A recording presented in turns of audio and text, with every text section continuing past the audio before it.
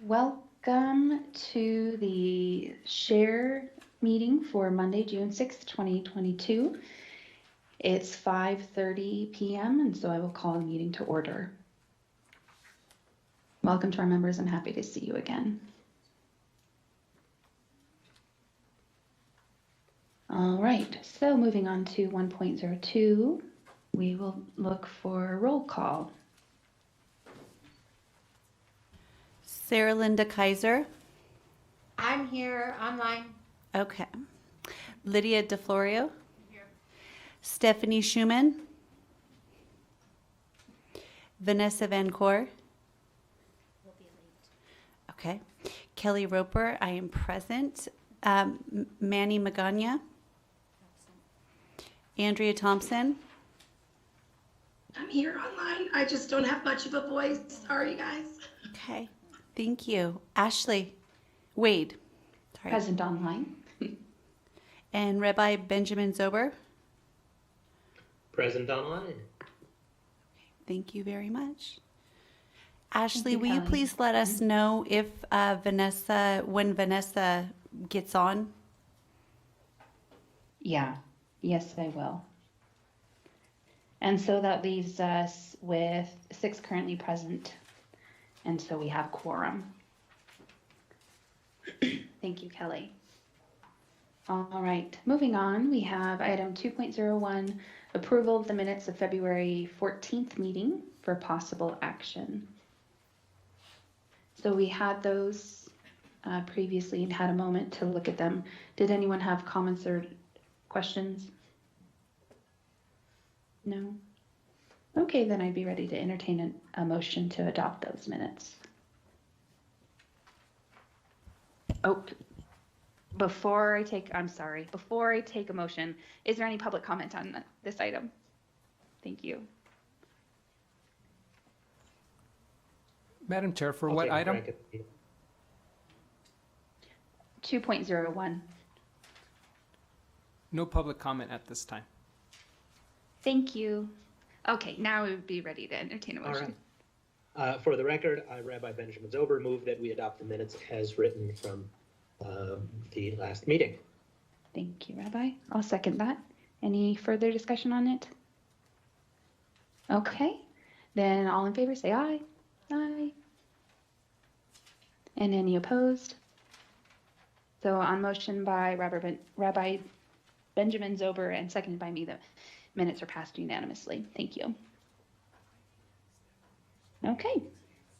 So looking at item 2.02, presentation and discussion of a summary of proposed 4th grade share curriculum, community survey results, and common trends within the results. This is for presentation and discussion only, not an action item. Okay, Rochelle Proctor for the record. I'm just going to walk you through our PowerPoint, and I also notated on each of the slides the agenda item number that correlates with the slide. Just a little bit of background information. Excuse me. So we did provide a survey for the proposed curriculum. Went from the end of February through the first 2 weeks of March. Out of that survey, we had a total of 661 respondents for 4th grade and 253 for 5th grade. And then actual responses, those responding to at least one question. We had 448 in 4th grade and 201 for 5th grade.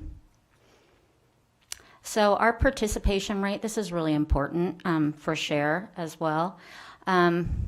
Currently in our 4th grade, we have almost 86% of our students, parents opt them in to participate in SHARE, with 11.5 who are opted out. 5th grade, it increases to almost 91%, with the no decreasing to 9%.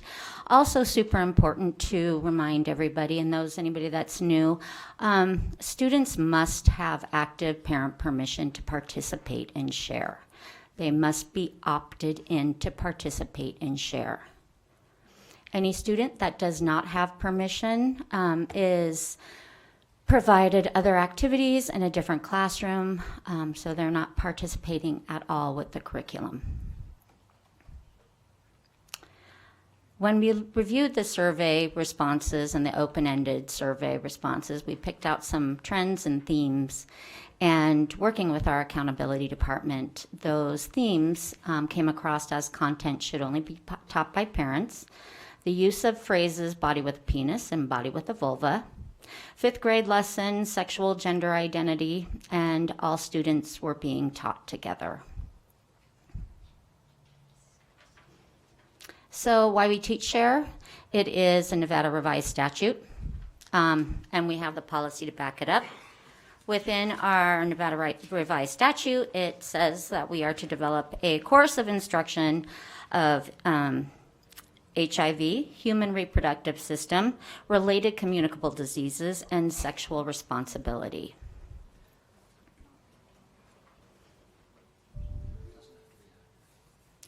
So Ashley, this brings us on to agenda item 2.02.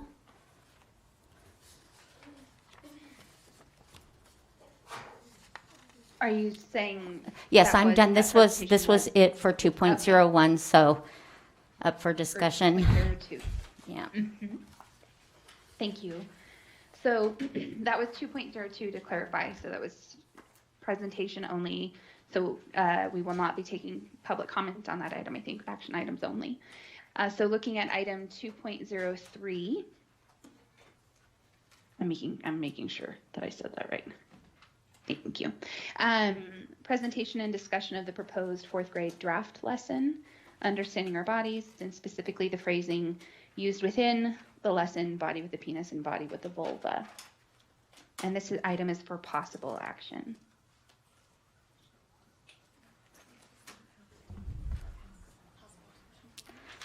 So taking a look at the lesson for 4th grade is understanding our bodies. And the language in question were the terms used, body with a vulva and body with a penis.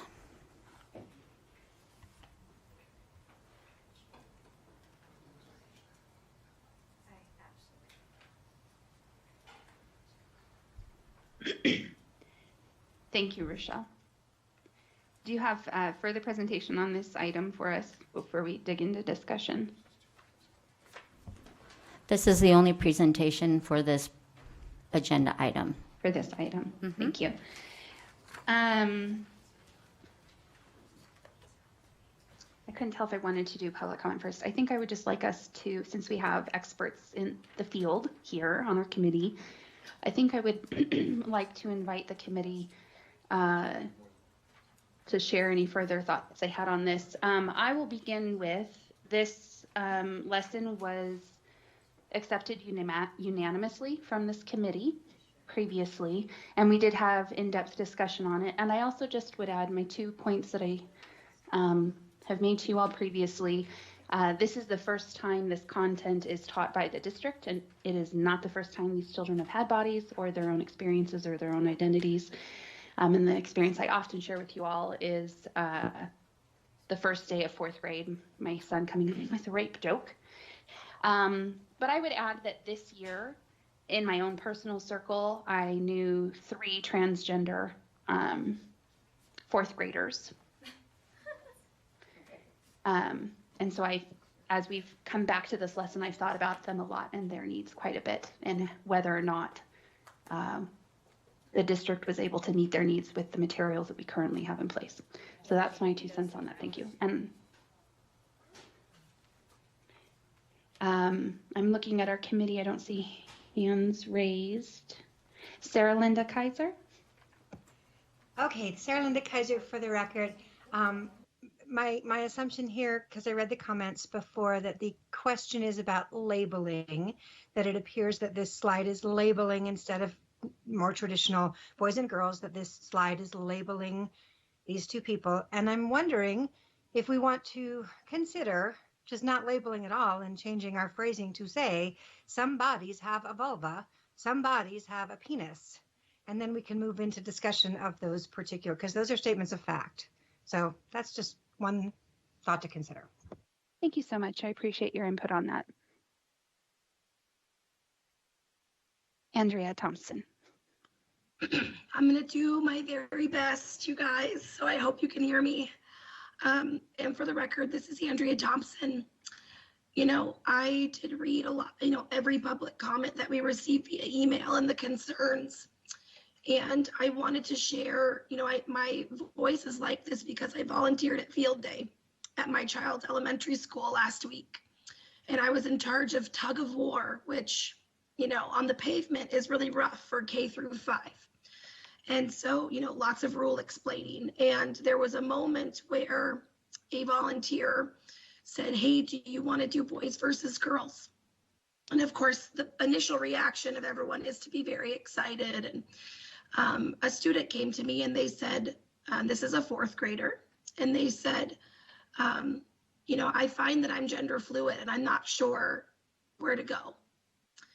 And I said to that student, you can go on any team that you like.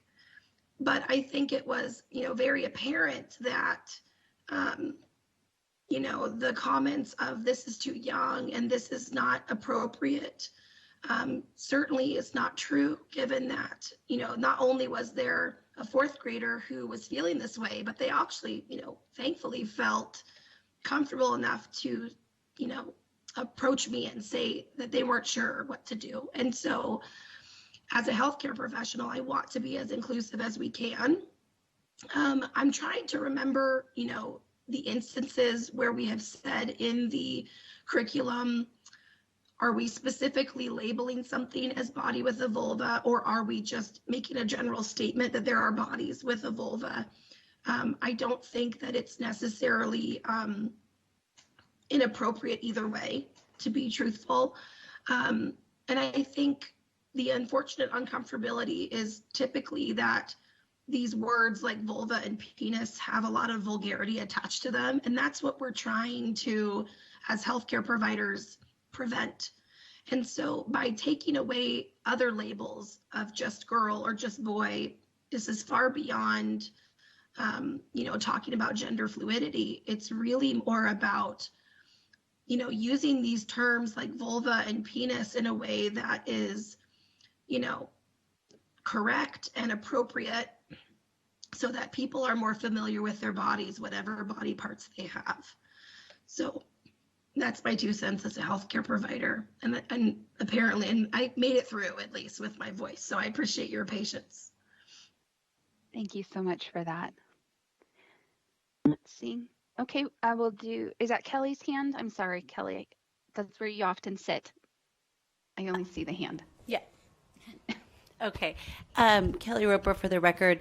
So I did have people that asked me about these lessons just after the survey went through, and they were struggling with the terminology body with a vulva, body with a penis. And listening to you, Andrea, because I remember wondering what I thought about the terminology too. But regardless, and I would like your guys' opinion on this, but regardless of whether someone is a boy or girl, or if there's somebody that's going to say they're gender fluid, or if somebody later on down the road says they're transgender, it doesn't change the fact that, like what we've discussed in this committee, is the body will always be a body with a vulva or a body with a penis, correct? Like when we've talked about medical care for people that are transgender, like at the end of the day, sometimes when there's medical issues, regardless of whether or not they've changed them, they can have problems with the anatomy that they had at birth. Is that correct? So I guess, Andrea, like what you're saying is this is just terminology. And we have had discussions in regards to people knowing their body parts. So as we get into consent and whether or not anybody has crossed the line with people's body parts, they know what those body parts are. so that they could talk to people about this happened to me, and use the correct terminology as opposed to, yeah. I'm sorry, everyone. We will offer a public comment in just a few moments. Okay. Thank you. Kelly, I really appreciate your saying that. Thank you for the reminder that there's many, we've talked about this in depth, and there's goals to knowing exactly what body parts we're talking about. And I would say thank you again, Sarah Linda, for your recommended or for your suggested phrasing. I think this committee would probably be ready to entertain a motion, but let's first, we've been receiving public comment via email all day, and I trust that you all have taken the time to read those. Thank you. And since the start of this meeting, we've actually received 3 more. So would you please, in between any public comment we have coming up in just a moment, when I give Luis the go ahead here, please, in between those comments, just check in with your email and read the last couple comments that have come in. And Luis, we would be ready to listen to any public comment on item 2.03. Trustee Diane Nicolette. Thank you, sir.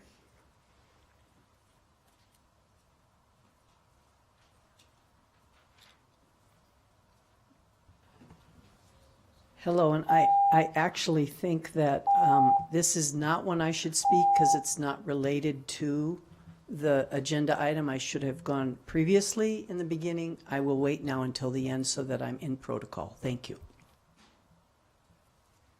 Thank you, ma'am.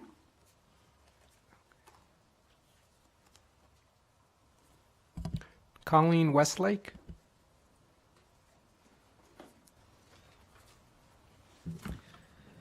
Hi, everyone. I'm Colleen Westlake. I'm a candidate for Washoe County School Board, District B, and I'm going to try and remember all the absurdities I just heard to address each and every one of them. The first one, and I'm sorry I don't know everybody's name, nor do I care to remember them, but one of you, three children out of the thousands in Washoe County that are struggling with their sexuality, which honestly should be dealt with their parents and a medical doctor. Okay. Then we have another woman who, healthcare professional, she didn't say in what field, but at an athletic little tournament on the playground, tug of war, and a child comes up and says, "I'm sexually fluid." There's no such thing, okay? And I think we need to, in this instance, we need to get back to science. There's boys, there's girls, and in a share sexual class, this should not be being delved into. This is very confusing for young people. Are you a person with a vulva or a person with a penis? How about you? Are you a person with a penis or a person with a vulva? I don't care. I don't want to know. It's offensive. It's disturbing. It's disgusting. It's bordering on abuse of children. In health class, they do need to learn about their body parts. But what you guys are taking it to rename humans, this is absurd. This is what we're wasting our time on. When our children are failing in education, you're wasting your time on this, having to rename. That's obviously a boy, that's obviously a girl. If a little girl feels that she's more like a boy, that's great. She can talk to her parents. She can go in and talk to the school counselor, and then it should be directed to a medical doctor who can deal with this professionally. There's a lot that goes into transgenderism. There's hormones, there's procedures. This is not for school, okay? Let's get back to educating our kids. Quit wasting our tax dollars, quit confusing our kids, quit trying to indoctrinate them. Stop this sexualizing of our children. This is ridiculous.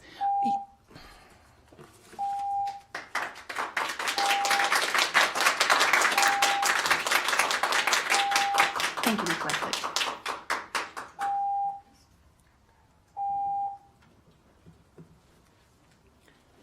Brooke Maleth.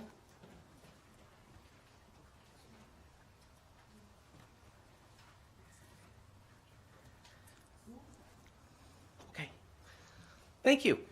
And first, for the record, my name is Brooke Malath, and I am very proudly, in this Pride Month, transgender. So if anybody knows anything about being transgender, I think I've got a pretty doggone good idea. Now, let me say first that this committee has done an admirable job of reviewing, discussing, and vetting this curriculum. The community owes you a debt for your service, and I personally thank you. As was discussed earlier, Nevada statute requires that this kind of instruction. Removing share is not an option. Parents do have the ultimate decision if their kid attends share or not. Most parents have never had decent sex ed and are unprepared to teach this kind of preparation for their kids' lives themselves. And it's also important that sexual and gender minority children have the appropriate education as well. So we cannot take them out. Inclusion is required. Deliberately omitting LGBT material at this point is blatant discrimination and a Title IX violation that would result in removing federal funds from the school system, which would harm all children. It's Pride Month. We are not going away. Now, a suggestion for the committee. I think it is perfectly acceptable as we look at what language is and is what the experts have discussed, that we can definitely recognize the fact that most people with a penis recognize themselves and their parents recognize them and the world recognizes them as boys. It's perfectly okay if we were to be able to express that boys and other people with a penis or girls and other people with a vulva can be appropriate to include in this kind of curriculum. Now, I specifically say vulva, not vagina, because it's important that we also include intersex children. Intersex children may have vulvas, but may only have a neo-vagina with zero to or minimal depth. And it's important that we be able to include all children in this, because all children and all parents pay their taxes for this public school. So we will not exclude anybody. And that right there is the basis of a public school. So it's critical to use proper words to identify the body parts. It's especially crucial for those kids to be able to have those words to identify in case they are sexually molested. That kind of reporting to professionals is critical, and I would like to think that we all would like to avoid kids being molested. Thanks. Thank you, Ms. Miller.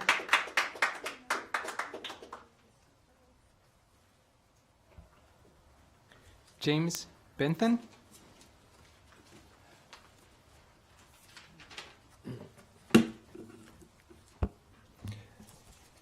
James Benton, for the record. This is a serious topic. Personally, I'm opposed to this teaching because I think parents have the responsibility to teach sex education to their kids. Also, I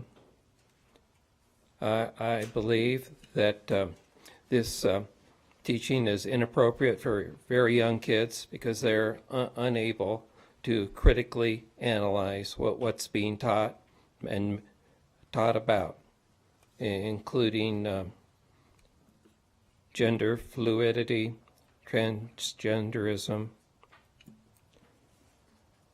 So I think that the county should focus on academics and allow parents to take care of the sexual education for their kids. I believe that children are being over-sexualized at younger and younger ages. And this is part of this program that I oppose.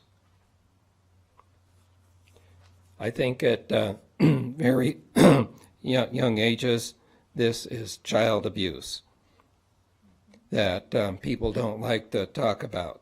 The sexualizing of children at an early age is a form of child abuse. I oppose this new language that grooms children to become victims of abuse and sexual trafficking. Thank you. Thank you, Mr. Benson.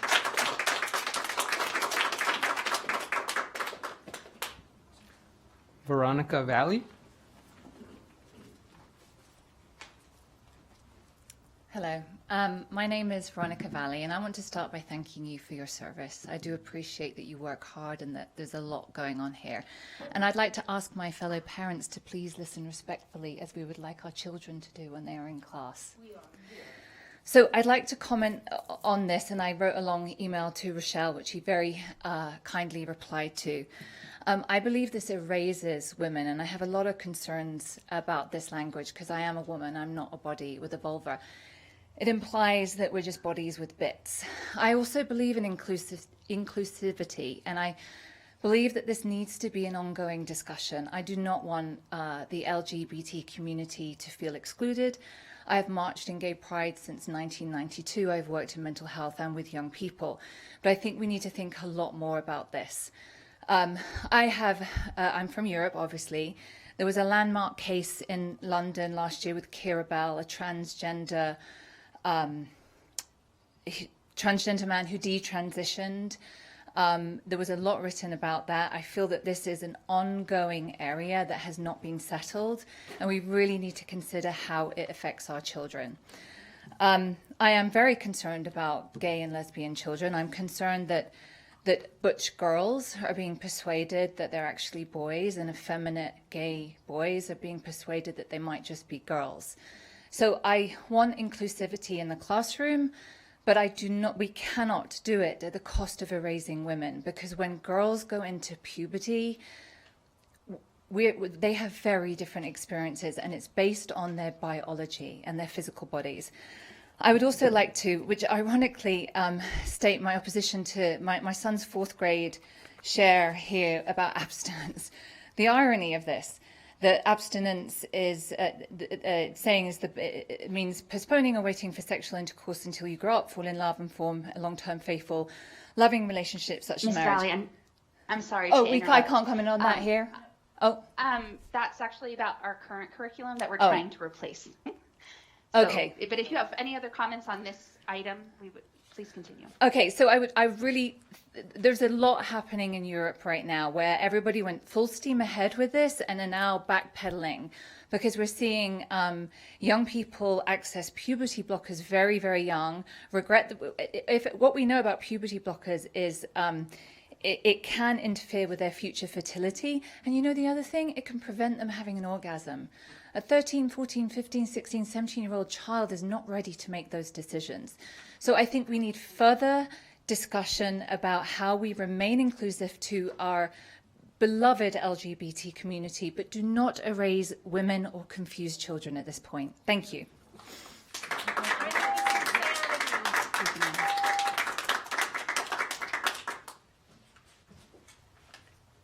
Victoria Mayer.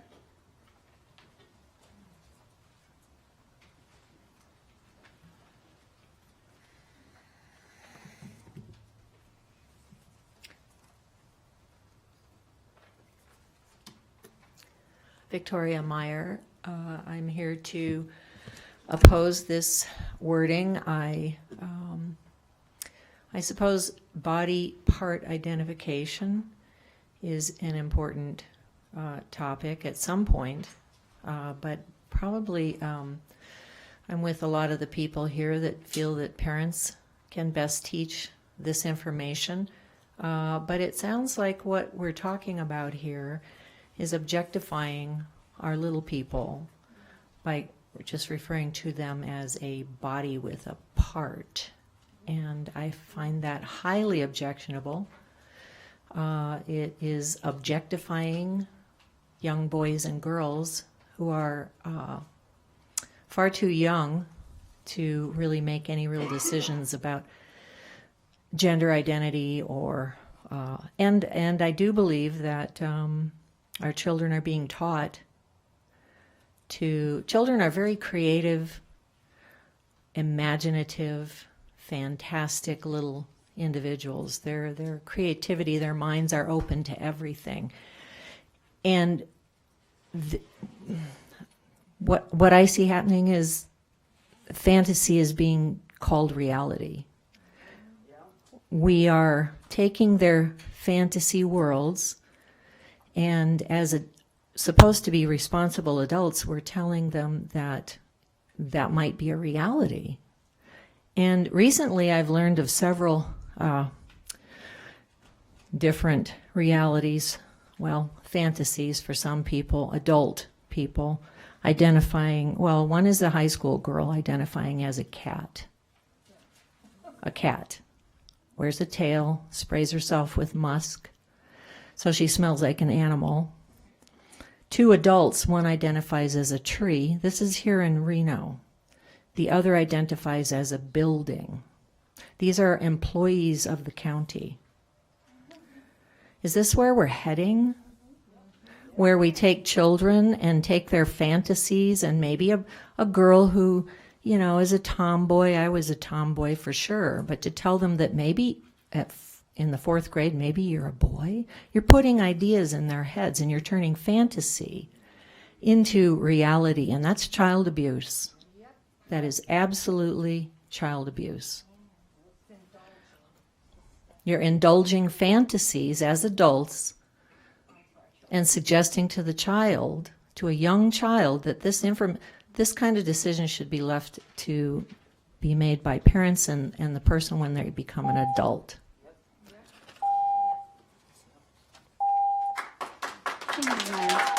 Kelly, for the record, Vanessa Denford just joined us online, so happy you're here.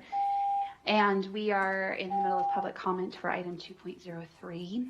If you've not had a chance to check your email, please do so. We've received new comments in the last 30 minutes. Thanks. Louise? Ashley, I am so sorry, Louise. Did you say Vanessa joined us, or no? We didn't know if we heard that. She did. So, Okay. Oh, I'm sorry. Yes, Vanessa joined us just a minute ago. Okay, thank you. Thank you.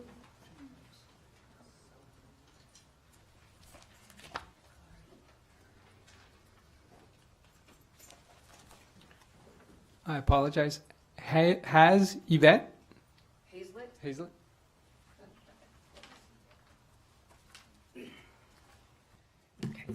My name is Hazlet, and I go by this because I spent a long time in the military, about 6 years. I am completely against this, and as wherever he went, right there, I don't identify with that gay baloney, rainbow flag crap. I knew when I was 6 that I was a lesbian. So what? I didn't need anybody like you to tell me what my body parts were. I already know what they are. You guys are abusing kids by teaching them these things, and I find it really ironic that you're calling it a share program. Well, really? Like, what is this telling these kids? Like, oh, we're going to share my body with a vulva with your body with a penis. Or I'm going to share my body with a vulva with your body with a vulva. This is not your guys' place. You are literally abusing these children by objectifying them and literally making them easy prey for pedophiles. And I would like to know what kind of expertises you all have in this field. Every single one of you are child psychologists? No. This, I'm going to tell, I knew a boy who was 10 years old. This is back in the 80s, before we had bodies with vulvas and bodies with penises. He was raped by a 14-year-old girl. And it pretty much wrecked him. You know what most boys are like when they're 10, or when certain things happen to their body parts, their penises? It ruins them. It makes it very difficult for them to grow up feeling relatively normal. Did I feel a little worried at school because we didn't talk about it at school? Yeah, but that's not where it should have been talked about. It should not be talked about in school. This is between the parents, the family, and maybe a medical doctor. But I don't want to be a boy. Everybody knew. When I told my parents that I was a lesbian, they were like, duh. And I was 21 years old before I finally got brave enough to tell my parents. But it's not your guys' place to give me the encouragement to talk to my family. Encourage people, the kids, to be who they want to be, who they are, not bodies with vulvas and penises. Not only that, I do not want to be treated any different than you or him or anybody else in this room just because I'm gay. The more you label people, the more you divide everybody. You got black people that feel like they don't want to be treated the same as everybody. No. You have gay people. No. We all want to be treated the same. You all are dividing. Divide, divide, divide. And when you divide, you conquer. And that's going on everywhere. It's from the schools to the government to all the countries. We see what you're doing, and I find it amazing. I find it a bunch of baloney, too. I do not believe that these parents, 98%, are agreeing with this. No, I think that's the same kind of polling system that they use for COVID. Right? Bull duty. That's all I'm going to say about that. That is bull duty. Leave the kid alone. Thank you, Mike. Hope Backman.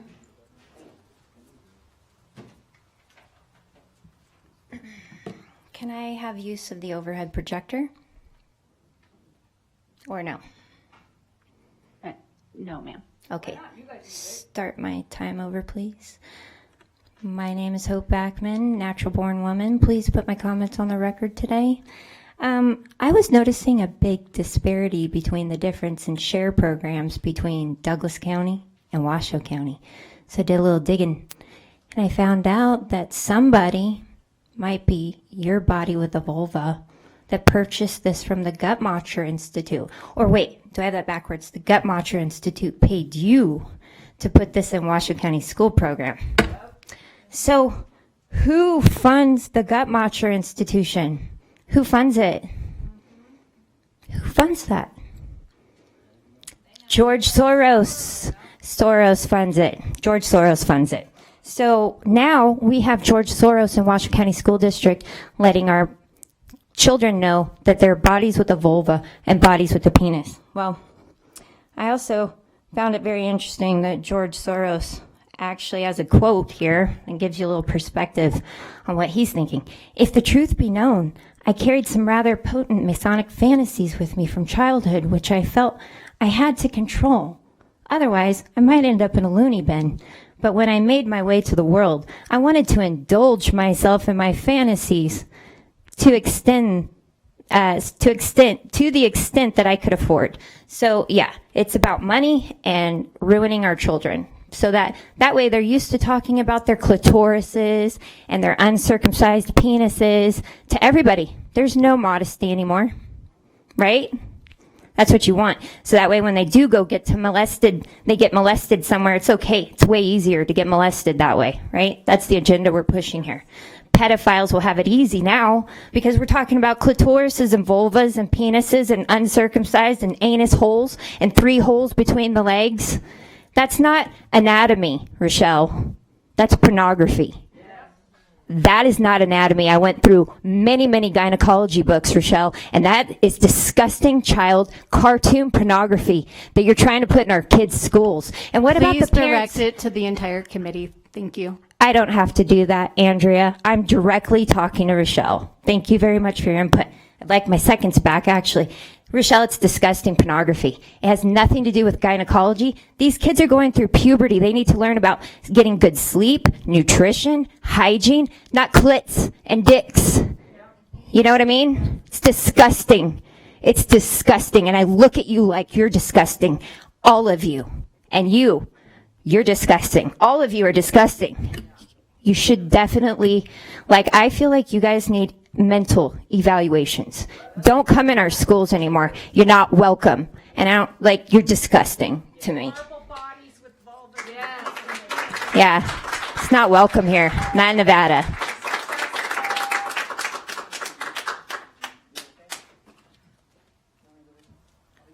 Desiree Moreno. Thank you. As Desiree comes up, I'd like to remind our commenters that we're here we're looking for a good discourse, a good public discourse, and not personal attacks. But please, if you're ready to address the committee as a whole on this agenda item 2.03 about this particular lesson with this particular side, please, that comment and that discussion is absolutely welcome. Okay, I'm Desiree Moreno. I do have 3 grandchildren in this Washington County School District, and I have a question on the one that brought up the child at the viewing the tug of war and gender fluid, didn't know which side to go on. And I want to know, would the same confusion still been there if somebody said, hey, go in the line with the body of the vulva or go in the line with the body of a penis? What is it fixing?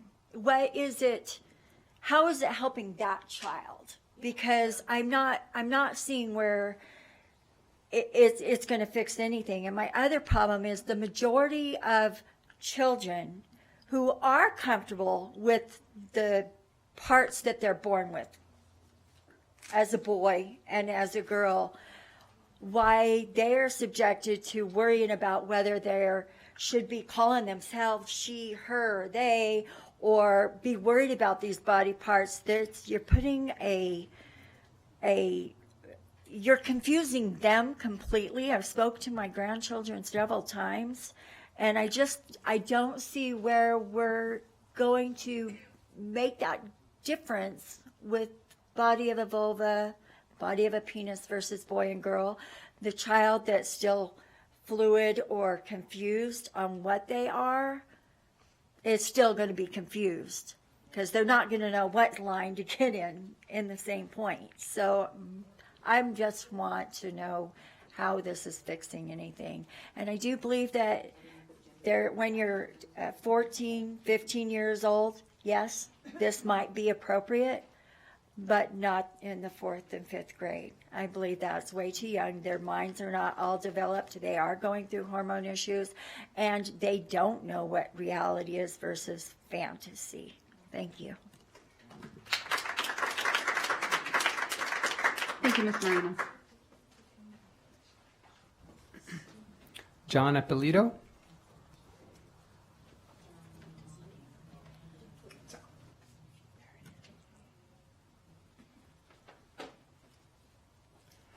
Hi, my name is John Appolito, and I'm with Protect Nevada Children. And you can find 1,500 of us on Facebook at Protect Nevada Children, and we discuss issues like this. One of the things I noticed was in the district survey, the 4th grade, I don't know who it was given to, 4th grade parents, it makes it look like, you guys went through it pretty quickly. 82% of the people don't like this. It's kind of like the, what's that other thing that you guys are trying to push? Social justice, social justice. 82% of the parents said they don't approve of this curriculum. Only 8% said they did. So how is it that almost 90% of parents opt into this? My guess is because, just like someone else said earlier, they've never seen it. The people that have seen it don't like it. And I think you guys know that. Rochelle, you could look away from me, you could blink your eyes or nod your head or nod off. Mr. Appolito, I'd ask you to maintain Will you your please conversation directed towards the Will you please give me my time committee back, as a whole. please? Will you please give me my time back? I guess that's a no. Thank you for directing your comments to the committee as a whole. So Veronica, I agreed with I agreed with almost everything that Veronica said, and the same with this woman back here, the lesbian woman. Good job. You're very welcome. Thank you. One other thing that I wanted to mention is if there's anybody on this committee who came into this with an open mind and are volunteering, thank you very much, because I know it's very difficult. Some of you don't even show up. Probably, I don't know why you don't show up, why you do it from your own house. But if you came in here to push your agenda, shame on you. That's not what this is about. These are our kids, not your kids. And the other thing that I would say is that, you know, if you're getting paid big money by the school district to be here, and you can't drive a bus and you can't teach school, maybe they should get rid of you because you're not doing a very good job. I think you should be out of here.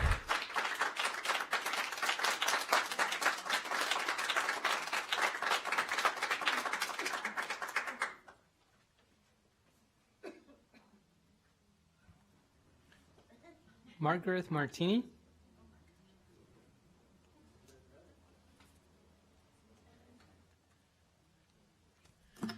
Good afternoon, Margaret Martini. Please add my comments to the record. I think you have forgotten what your job is.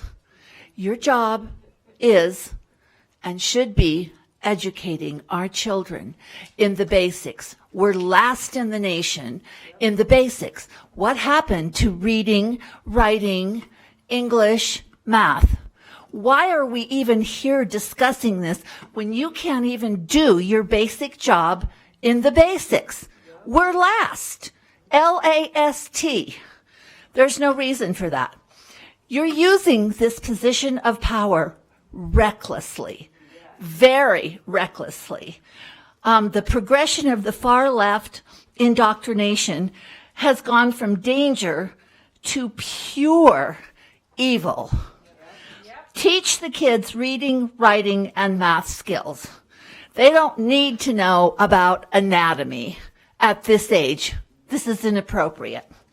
This agenda is totally and completely age inappropriate. And you know it in your hearts. And if you don't know it in your hearts, then you are pure evil. You are all mentally ill to even consider this inappropriate curriculum. Thank you.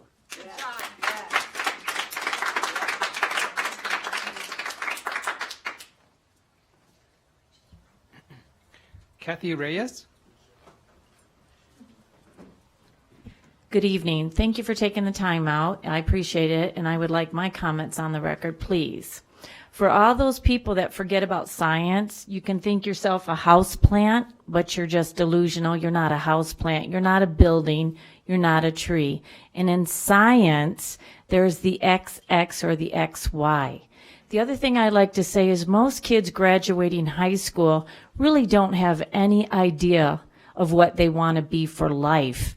And you're trying to make the decision for young kids of what they're not, a girl or a boy. Anything else they can decide for themselves, and that's up to the parents. The other thing is, you people who don't have children are making decisions for those of us that do. Leave our kids alone. Do your job. Listen to the parents, because the trustees, they don't seem to want to listen to the majority of the parents. You listen to a small group. And for Andrea, or whatever your name is, or you're referring to yourself as, my apologies. Excuse me, freedom of speech. Stop my time if you're going to interrupt me. There's freedom of speech. Please stop my time if you're interrupting me. So freedom of speech. I'm offended what you're showing to the children, and you're offended because I'm directing something at you verbally. I'm over here on the podium. There's an officer to my right. You're fully protected.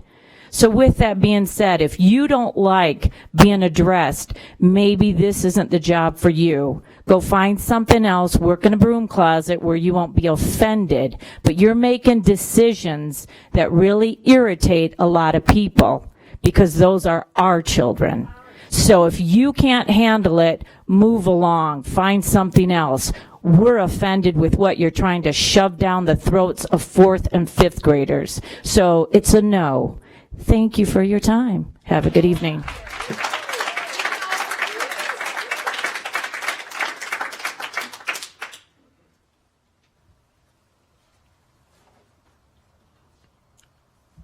Madam Chair, this is Luis. That's it for public comment on 2.03. We did receive electronic public comment. I will read off those names now. Thank you, Luis.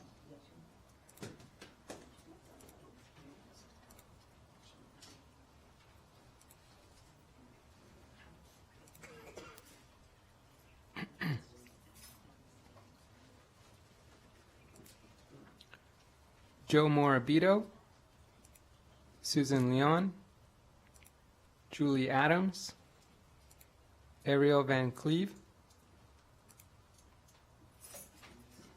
Margaret Martini, Bob Heinrich, Thomas Carnell, Lori Agnew, J.S. McElhenney III,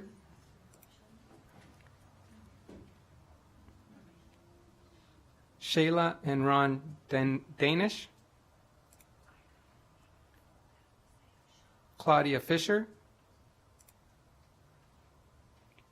Cindy Sessener-Reth, Kathy Anderson, Stephanie Hanslick, Hazlett, Candace Sherbert, Dawn Olson, Kimberly Carden, Monica Dutchover, Stacy Hernandez, Carlin Sullivan, Sue Gaynew, Jeanette Butcher, Melissa M. Burnham, Nina McCartney, Brent Ada Danner, Janae Kramer, Scott Callahan, Juanita Cox, Susan Thompson, Valerie Fianaka, Jana Druwar, Alexander Ubarov, Pam Payne, Jen Mortensen, and Jeffrey Church. Isaac Torres, Judy Covert, and Jennifer Cassidy. Those last two have come in. I'll forward them to the committee. That is all. Thank you, Luis. I appreciate that. We'll read over those last couple comments when they come in. All right, so we've had some discussion and public comment. I would, just bringing us back to the conversation we were having before public comment, Kelly, I really appreciate you bringing up that this committee has discussed before how important it is to prevent sexual assault and to equip children who have had that experience to be able to report it quickly and effectively, and that is to know the names of their anatomy. So thank you very much for that reminder. How does that help? You just If we have, How does that help them report it more quickly? if we I have, have a vulva. I'm going to report I'm going to it. ask that you leave your comments to public comment period, please. Well, if you're going to throw out something like that, shouldn't you have to prove how it actually? I'm going to ask that you don't continue to disrupt the meeting, please. Thank you. Can we not have a discussion with you folks? Thank you, ma'am. No, this is a. No. Yes, Kelly. Apparently not. You can say whatever you want, and we're supposed to just take it for word, verbatim, that what you're saying actually is. So That because I know I have a vulva and I get raped as a 4th grader. excuse me, I'm sorry to interrupt you, but the meeting needs to be able to go on. You are, of course, welcome to continue to make public comments during that time. The committee right now is trying to deliberate. Who's deliberating? You guys are deliberating right now? Where's those green cards? Honestly. So if we have further comment, No, I On want to this item? comment. I got to get another green card. This is crazy. This is crazy. you go, yeah. The whole pile. Yeah. What item are we? I don't. Two something. Extra for anybody else? Thank you. No, I guess we can't talk like human beings here.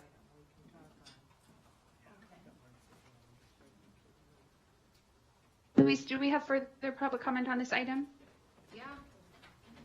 They're working on it. Kelly, did you want to go, or, there we go. Great, come on up. She's had. Same agenda item, Ashley. Ashley, it's the same agenda item. We, Okay, so she yeah. had her say. yeah. Okay, thank you. Thank Okay, you. So I'm looking for hands from the committee. I do appreciate that. No, actually, you only get 3 minutes per agenda item. So So what they'll, agenda item would I? you could do like 2.05, I believe it is, when we talk about this again for 5th grade. But Okay, yeah, you get 3 minutes for each actionable agenda item. Yeah. So Ashley, I would just, I want, not that it even matters because I feel like we all know what we've done for the last many years, but just for the record, everybody on this committee is a parent.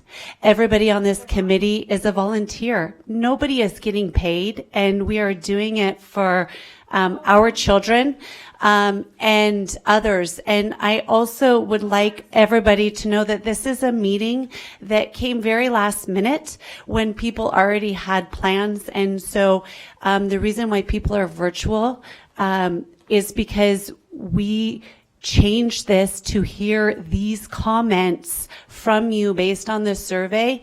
And we have schedules and lives as well, and so they're able to make it virtually. They have been to almost every meeting, okay? So one of the things just for the committee and anybody listening, I understand that we don't want to objectify bodies. I'm not exactly sure how this objectifies bodies, but we are not talking about transgender in this lesson, unless I'm mistaken. There is nothing that is trying to push anything on any child. What people are having a problem with is calling it a body with a vulva or a body with a penis instead of boy or girl.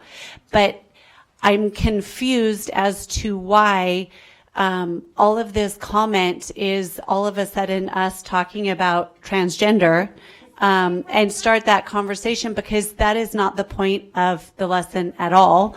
It's labeling bodies. And so I don't know if on this slide we want to say girls or bodies with a vulva or boys or bodies with a penis.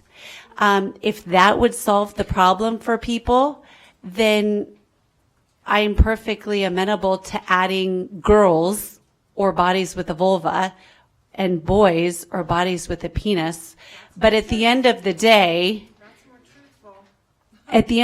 we're talking about small wording, and a lot of the stuff on this committee has always been about small wording. But I think that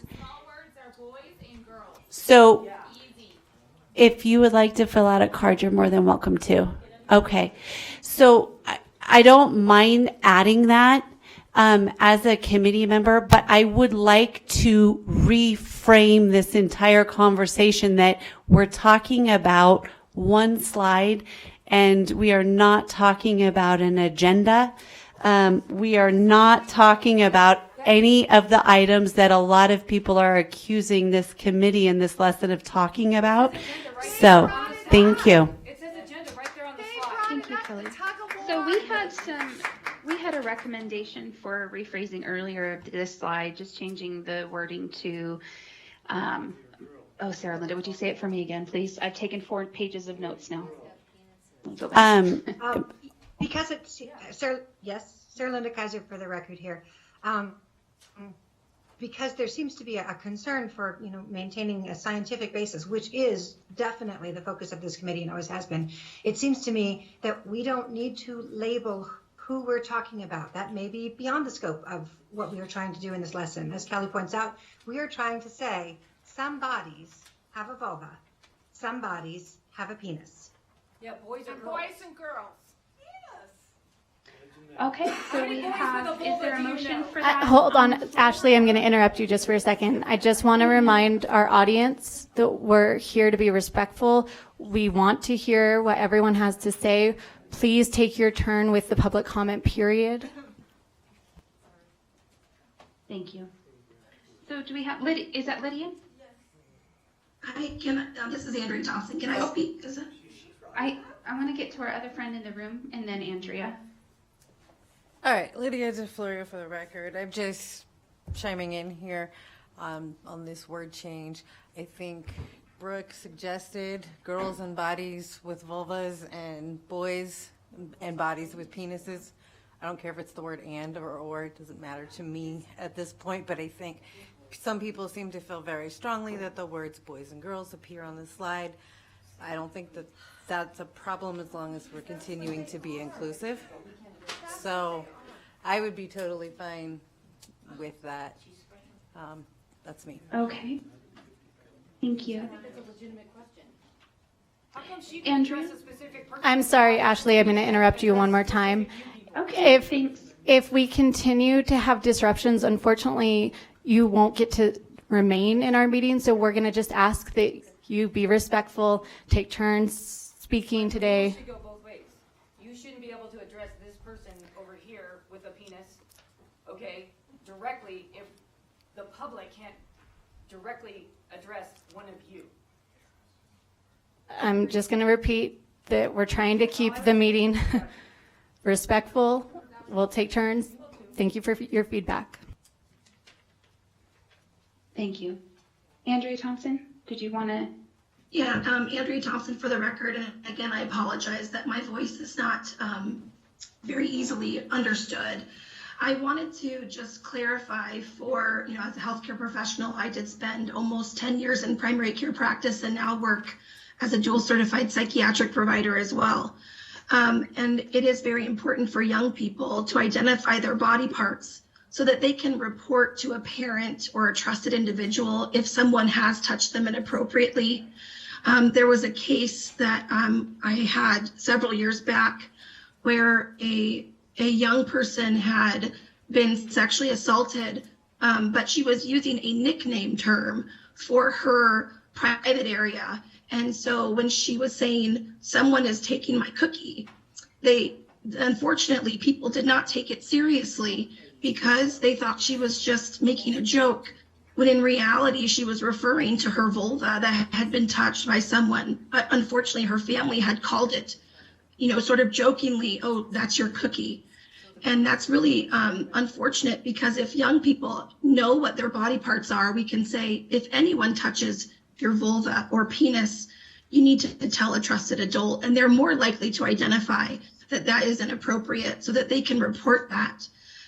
The other piece in reviewing this lesson plan again, the point really is to just identify what these body parts are, just like when young people are learning what their nose is or their ears. We also use the terms female body and male body in these lesson plans. There's nothing in this lesson plan that states, please pick if you are a body with a vulva, or please identify male or female. It's really just labeling the parts. We're setting the stage so that when they are older, they will have a very good foundation that is scientific based, and they know what a vulva is and they know what a penis is. Because unfortunately, what we find even in primary care practice is that even a lot of adults don't know what a vulva is, or the difference between a vulva and a vagina. And so we're doing a lot of re-educating because they didn't get that really as a young person.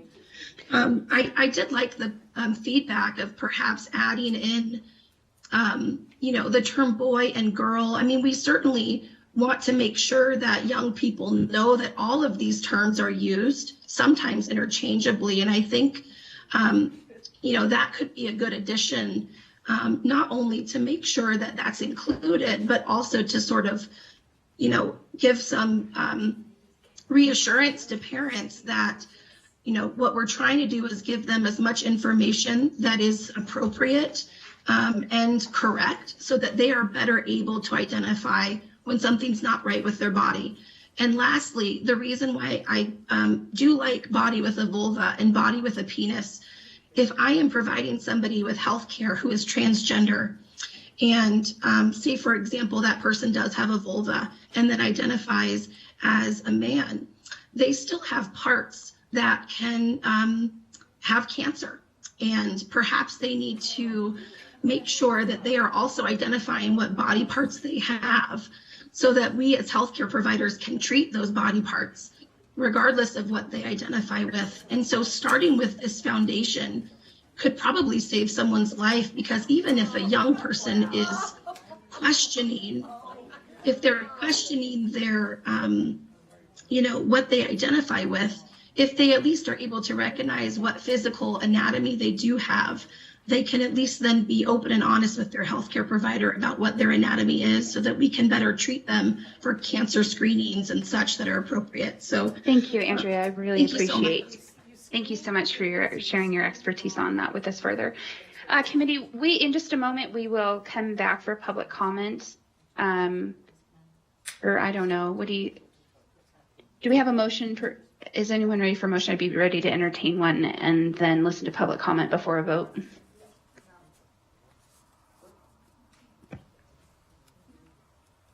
Well, I would be willing to try a motion and see how you feel about it. I, Sarah Linda Kaiser, move that we change this slide to read some people, girls. Hold on just one sec. Hold, please. I, Sarah Kaiser, move that we change this slide to read girls and people with a vulva and boys and people with a penis. Thank you, Sarah. Is there a second to that? Vanessa? Right. Madam Chair, this is Luis. Oh, sorry. Madam Chair, can you hear me? That's Luis. Yeah. Hi, we have a more public comment before you. Okay, we'll before listen you to vote. that as soon as we finish our second here. Absolutely. Vanessa Vancourt, for the record, I second that motion. Thank you so much, Sarah Linda Kaiser and Vanessa. So before we vote on that, we'll listen to public comment. Liam?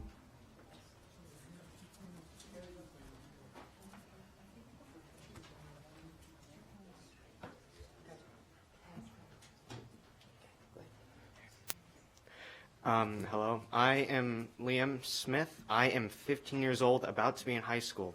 I do not agree with any of this at all. I've been traumatized since 3rd grade because I was taught this. I do not care if you guys think we should learn this. I think we should be told by our parents. Not at the age of, I don't know, 10, 11. We should probably be told when we're older. Say 15, 16, up further. But I don't believe that this is fair to anyone at all, actually, because most of my friends I know have been traumatized by all of this. And I want to go back to the fact that someone said something about calling nicknames of your private parts. We'll say that. I don't really think it's fair that you're going to sit there and say, oh, because this person says cookie, you're supposed to think and laugh at them and not believe what they're saying. But at the same time, to me, I think you should pay attention to the body language at the same time. Yes, good.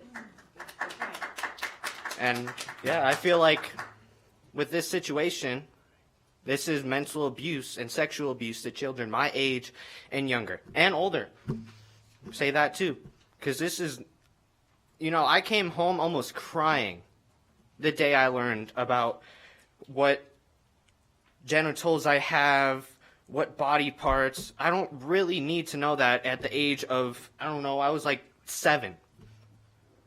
It's just not all right. And I think you guys, as you say you guys are parents, I think it should be safe. You think about your kid's decision too, and how your kid's mental health is going to be. Yeah, that's all I have to say. Thank you, Mr. Smith.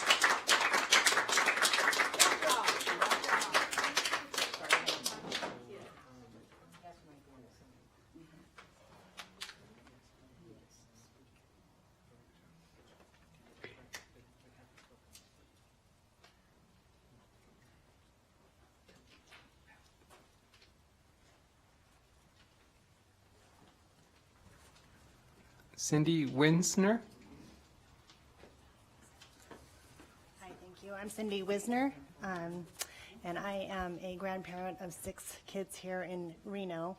I've raised 3 of my own. I have never been to a school board meeting, but this topic was so concerning that I just had to come out for the very first time.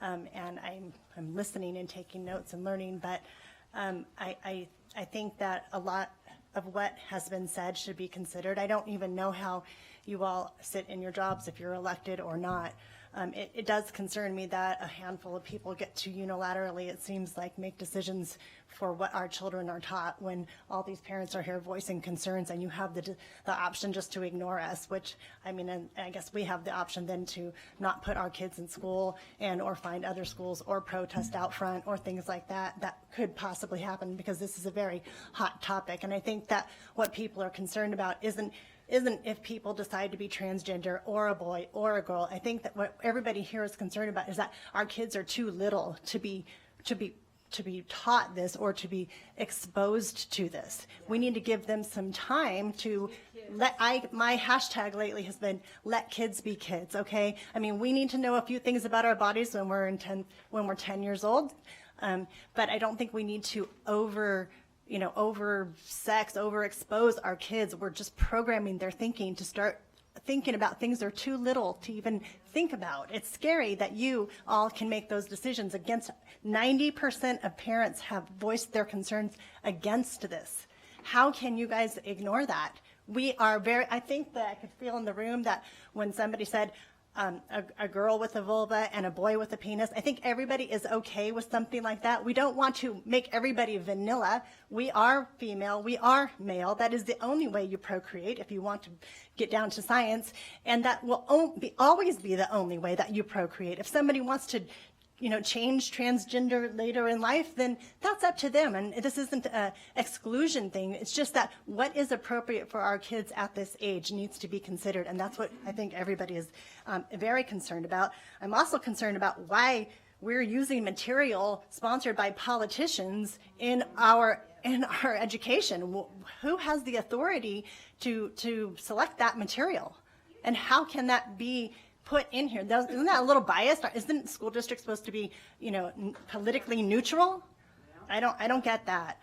So I would just say that, I think we want our boys to remain boys. What are we going to start putting up on our bathrooms?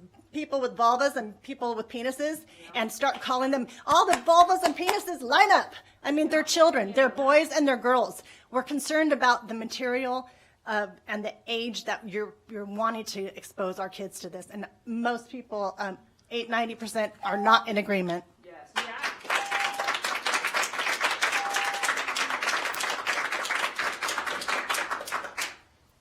Carol Winter.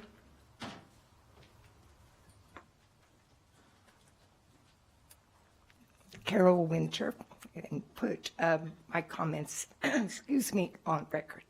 I believe it was Andrea, the chairman. I'm not addressing her. I just want to make sure I'm acknowledging who it was. She said that this was, that we were here just to learn body parts, to protect. We're not to program. What does she start out with? The child that says, oh, I think I'm sexually fluid. I've had 4 kids. I've got 8 grandkids. I have never heard my kids talk about that type of interaction. You're programming them by just not even saying girls have vulvas, boys have penis. Why can't you say that? Yeah. You're willing to say boys and bodies with penises. What is it? You say you're doing science. You're programming our children. You're telling them that they can be whatever. They can adjust. They can be tomboys. They can be, but they're boys. It's what God made them. Boys and girls. And we can adjust different ways later on, but you are programming them.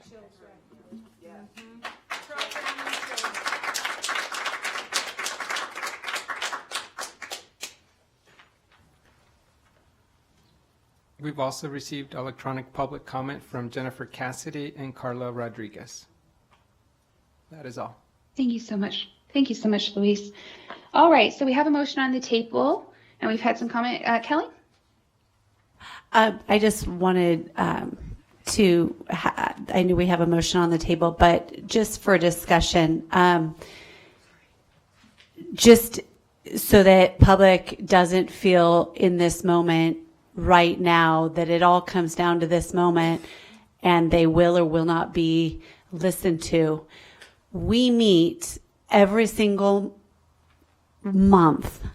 We have been working on this curriculum every Monday night, every first Monday or second Monday, every single month on curriculum that wasn't just given to us, but that was prepared individually for this. And every single month we have nitpicked and broken down words and talked back and forth and made changes. And we have public comment, but to be quite honest, we've probably had this entire year 3 people that come consistently and talk. And I think that that's really important because now that it's complete and now that there is a survey, everybody's angry. But this entire community had an ability to come every single month and give input to every single lesson as it was being done before it got to this point. And so I just would like that to be known. Let's go ahead and go back to the motion. Okay, so we have a motion on the table by Sarah Linda Kaiser and Vanessa Van Koor, and I'm ready for a vote on that. So all in favor of the motion to change the language, say aye. Aye. Aye. And any opposed? Aye. Okay. So the motion passes unanimously. Thank you. We're going to take a 5-minute bathroom break. Thank you all. Oh, that's so nice. Wonderful. Welcome back. It's 7:03. Thank you everyone for your patience while we fixed some technical issues.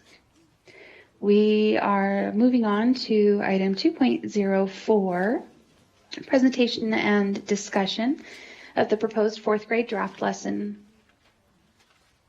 Understanding Our Bodies. Wait a minute. Do I have that right? 2.04, Rochelle? 2.04? Uh-huh. Option to separate? Oh, yes. That's the one. Mm-hmm. And this item is for possible action. Okay, so Rochelle Proctor for the record. This is just to add a teaching note per that would be my suggestion.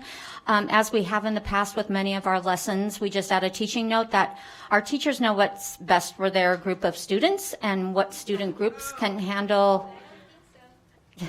It can. Just a reminder, please do not interrupt the committee.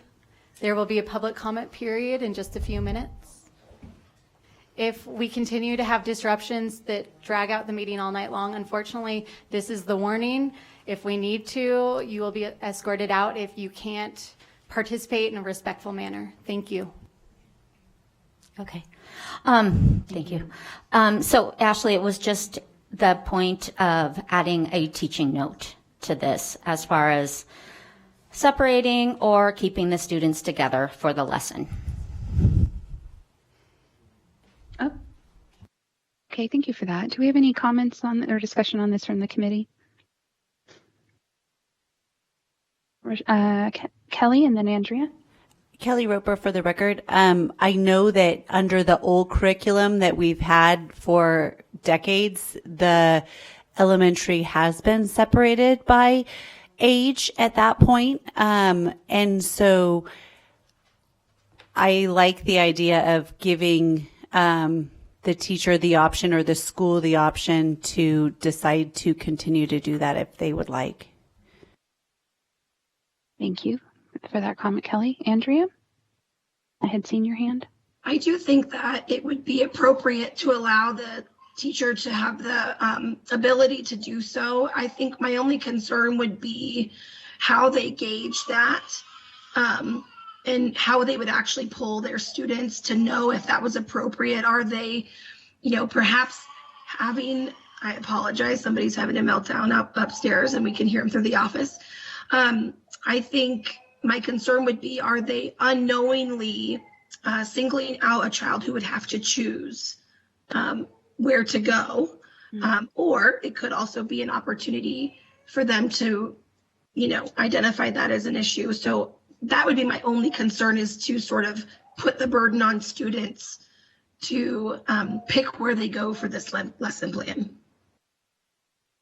Thank you, Andrea. That is a good point. I do think as a teacher, I would speak to, when we can have flexibility, it's going to be good, especially over the next few years, as we've seen all the chaos of the last several years. Yes, Vanessa, thank you. Vanessa Vancourt for the record. I'm wondering, in the same manner that parents can opt into the curriculum, if there might be a way for families to decide perhaps which group is that. Would that be part perhaps of that form that goes home to families when they choose whether or not to engage in the lesson? That's just an idea perhaps. I don't know, Rochelle, how that is decided, but I want to propose that. Thank you for that.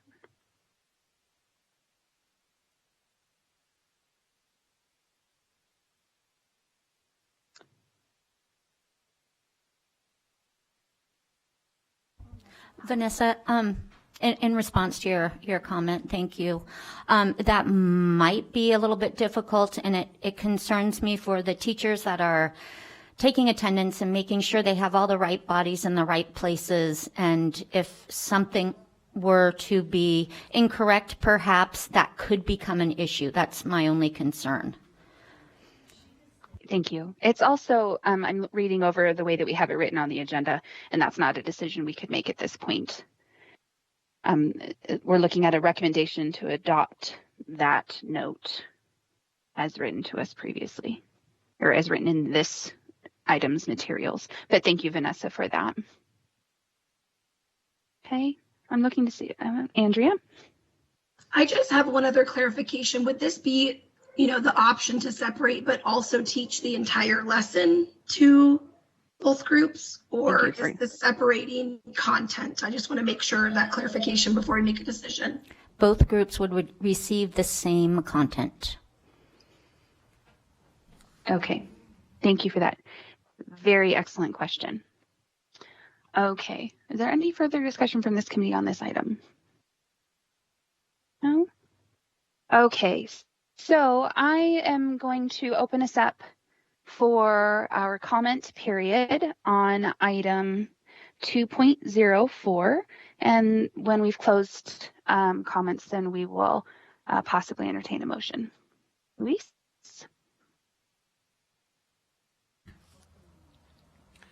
Public comment for this item, option of separating students by gender for this lesson.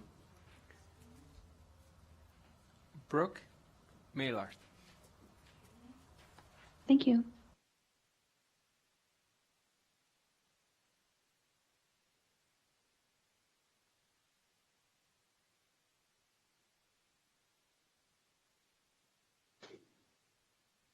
Unwarranted, unjustified, and quite out of order.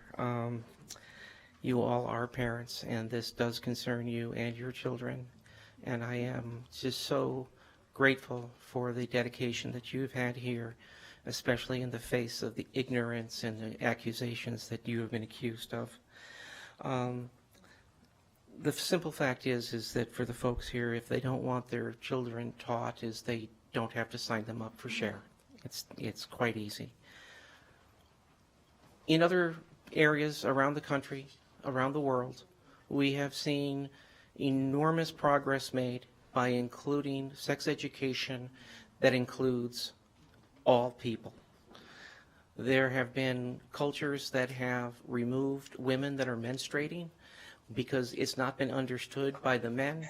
When we include the boys into that kind of curriculum, we help them understand from a very early age what is important that their classmates are going through.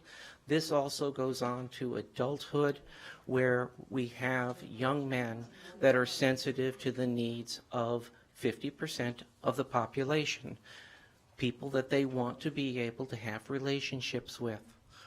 We have better understanding of one another if we are able to share knowledge. Keeping people in ignorance is what creates the kinds of things that manifest as boogeymen, that manifest as misunderstandings, and then is misinterpreted in things that show outrage and hate rather than promoting understanding of what others are going through. It is so important that we're able to share this kind of information equally amongst all children so that they have an idea of what each other are going through as they progress in life, from early adulthood to late adulthood, seniors, and the rest. Splitting the genders has been an exercise in increasing ignorance and misunderstanding between genders. This is a wonderful time to be able to share that kind of information in joint classes and presenting that information all together. If for any reason there is a separation of genders, it is critically important that the transgender kids have the opportunity to gain the information taught in the separate areas. So that is the one thing that desperately needs to be carved out if you choose this option. Thank you. Thank you, Ms. Maleth. Victoria Meyer.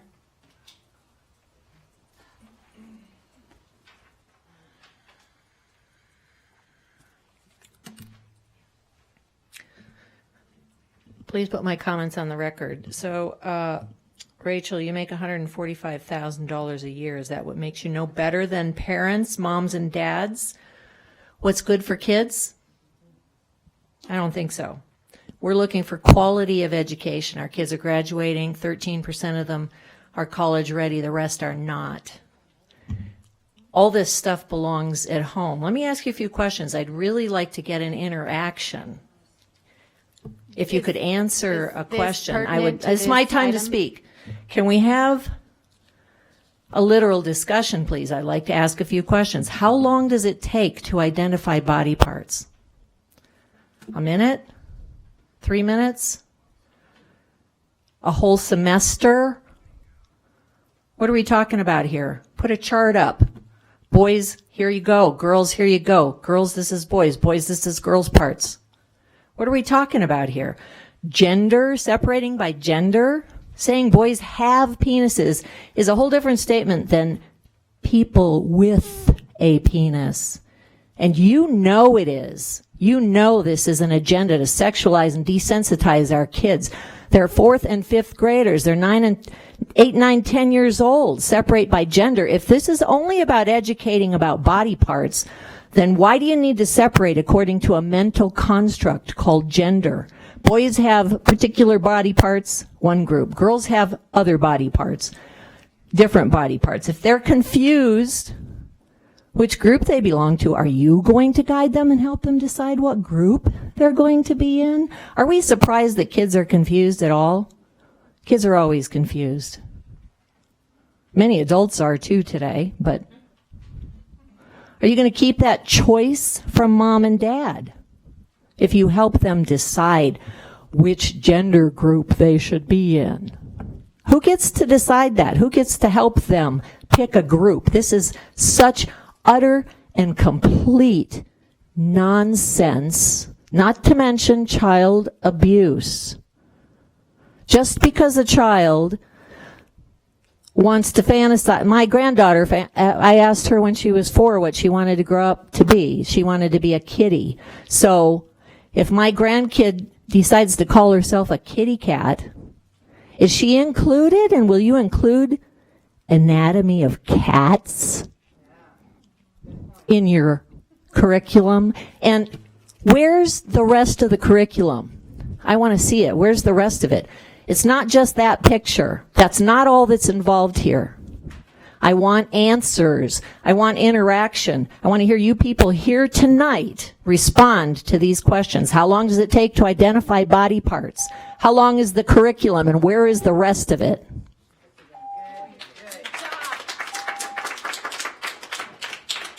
Thank you, Ms. Meyer. Colleen Westlake. Hi, I didn't know that you had to say you wanted your comments on the record, so I would like my comments from before and now on the record. I stand by what I say. And I appreciate, Kelly, you thinking that this is not about transgenderism, although right off the bat, that was the first thing that the woman with the vulva, I think, brought up, that she's very concerned about 3 kids that are confused about transgenderism, and she wants them included. I thought we were teaching kids about HIV, health, nutrition, and body parts. So why was that brought up? I'm sorry, but I think you guys let the cat out of the bag. Shh. We're on to you, okay? We know what this is about. This is not about teaching a boy that's a penis, or a girl that's a vulva. The other thing, I mean, so many ridiculous things said tonight. The vulva person on the screen there brings up about it being a faster response if a child is molested, if they know the correct terminology of the vulva. What study is that from? Where's the study? I'd really like to know, because it's interesting. I'm not sure that that's truthful, though. And in fact, it's not. And then we have the tug of war. Okay, again, this is not about Please transgender. direct your comment to the agenda item. So I thought that's what we were talking about. The tug of war, and about the person, the little child that's gender fluid. Okay, what does that have to do with learning about a body part?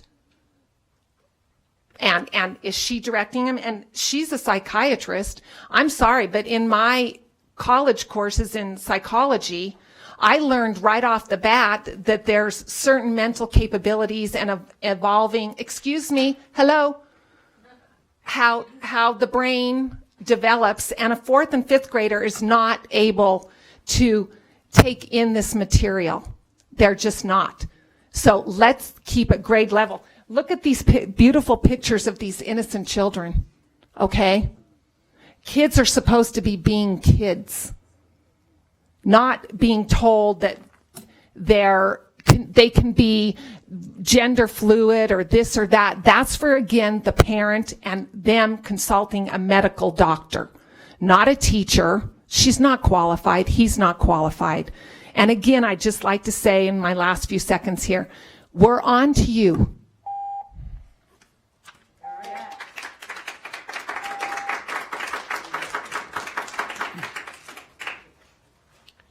Margaret Martini.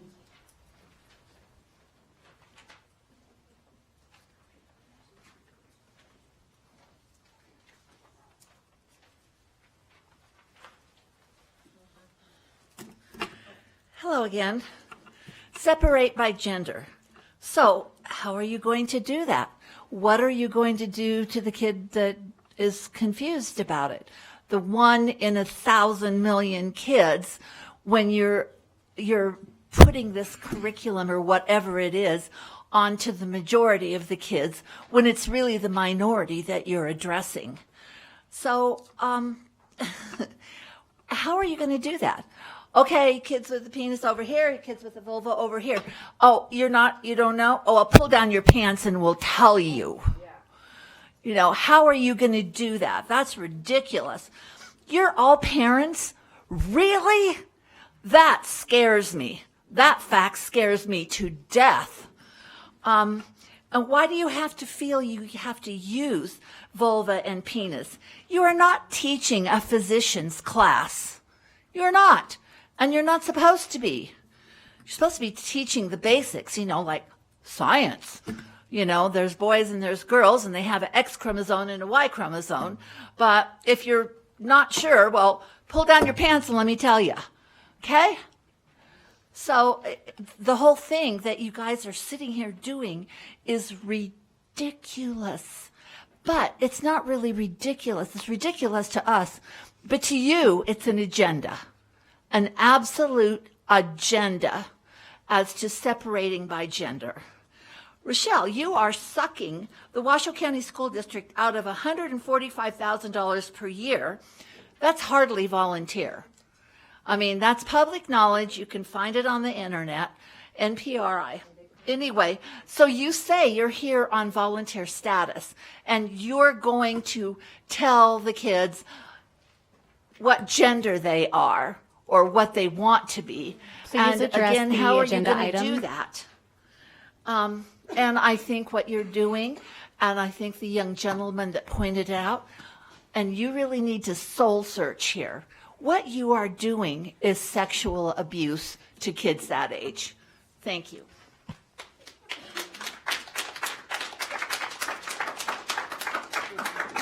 Remember, we are on agenda item 2.04. 2.04. Thank you, Andrew. I was just going to say, let's all just remember we're looking at that teacher note. It's a couple sentences long. Kathy Reyes?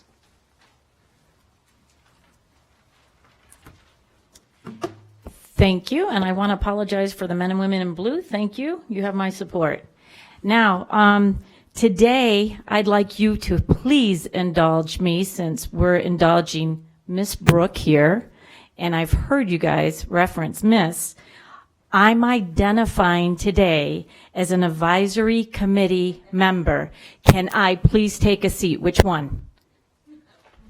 Which one? My fluid brain. Did you have a comment? I'm about identifying. Stop interrupting me. They would like So, to hear what you have to excuse say about me. the teacher note. I'm identifying. Agenda You're item. indulging. At what point I'm do you sorry, draw ma'am. the line? Do you Stop have a indulging. comment Excuse on me. this I do. You're particular agenda interrupting me. The other thing, You I would like to identify, and you're insulting me. You're offending me. This is creating a hostile environment for me. So please back off, because you're scaring me. Now, with that being said, I was thinking about this, a body with a penis and a body with a vulva. I have dogs, and most male dogs, you actually have to look low or ask, is that a female or male? So I was kind of thinking, wow, so do we stop there with the children in the classroom assignments, or do we pursue this? And dogs are identified a body with a penis. At what point do you draw the line? Because obviously we'll indulge some, but not others. So again, at what point do you draw the line? I identify, and you're not indulging me. Ma'am, You're not, stop interrupting me. You're offending me. So please, if you're offended, this is not the job for you. We're offended, and you're not listening. So we're offended. Okay, And you're please tell entitled us to be about the teacher notes. offended, but we are not. You're not listening, and you're interrupting. And I can talk over the mic if you turn it off. So again, all of us in the audience are offended. And if you're a little hot and bothered by it, maybe you should volunteer yourself off the committee.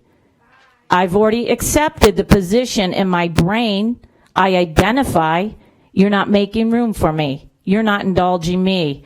You pick sides.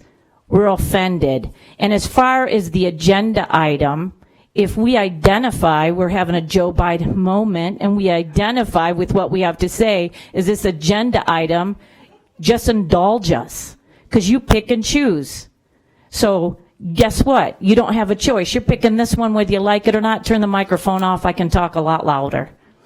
And I think my time's up. 8 seconds. Ooh, to spare. I should just waste it for a few more seconds as you're wasting our time.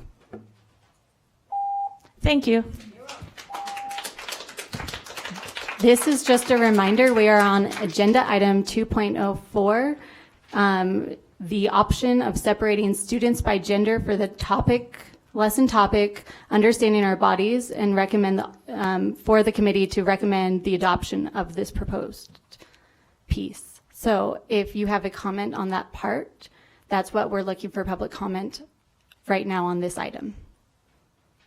Luis. Veronica Valley.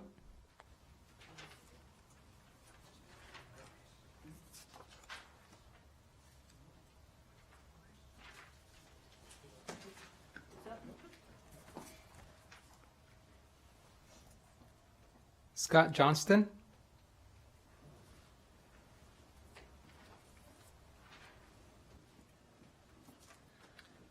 I'd like my comments put on the record, and thank you for volunteering and taking the time to put this program together. I think you just shamed us that we didn't come earlier to present our objections to the curriculum. I read through it this afternoon. I've got 2 kids I put through Washoe School. I've got 6 grandkids that are going through now. And I think this is totally inappropriate at that age group. I go to the schools. I teach my grandkids. That's a parent function. So because you guys spent so much time on it, that we can't say that we don't think it's appropriate. And the other comment about one person, and it seems like 1 or 2% or 0.2% are in this category, so the rest of us, 99.6%, have to follow this curriculum. I don't think that's the way to go. I have only heard one person in the comments that support this. Everybody else is like totally freaked out. I just found out about it. I don't typically, this is the first time I've ever come to a meeting. That's my concern. I want to keep this at home, teach our kids math, science, those type of things. Let this go on to another time in their life. So I think this is the wrong time to come into 4th and 5th graders. And I spent a lot of time with my grandkids, and I don't see them looking at these spread eagle terms and all the rest of the stuff and really saying, oh yeah, this is really great. No, this is not the way to go. Not in my generation, my father's generation, or my kids' generations. So thank you for your efforts, but I think if parents want to do this, that they should get a letter and say, do you want your kids to go to this training or not? And if they don't. And I don't think this should be put on the teachers to teach this. Maybe 1 or 2 are saying they're all for it, but I would say the majority, this would be a difficult thing. Thank you.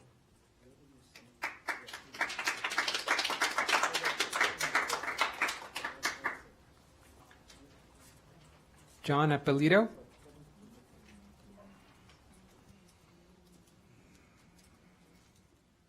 My name is John Appolito. I'm with Protect Nevada Children. You can find us on Facebook at Protect Nevada Children.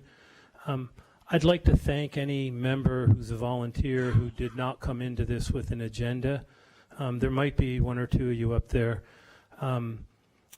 Also, some misinformation that was given by the board, the way I understood it, about this meeting. One, I don't know when you guys meet, if it's when we're all working or not. But I also understood that this meeting was supposed to happen at the last school board meeting and it got postponed. I think you guys left that off. And the other misinformation that was given is that everybody up there is working for free. Rochelle, according to Transparent Nevada, at least one member up there is making $145,000 a year with benefits.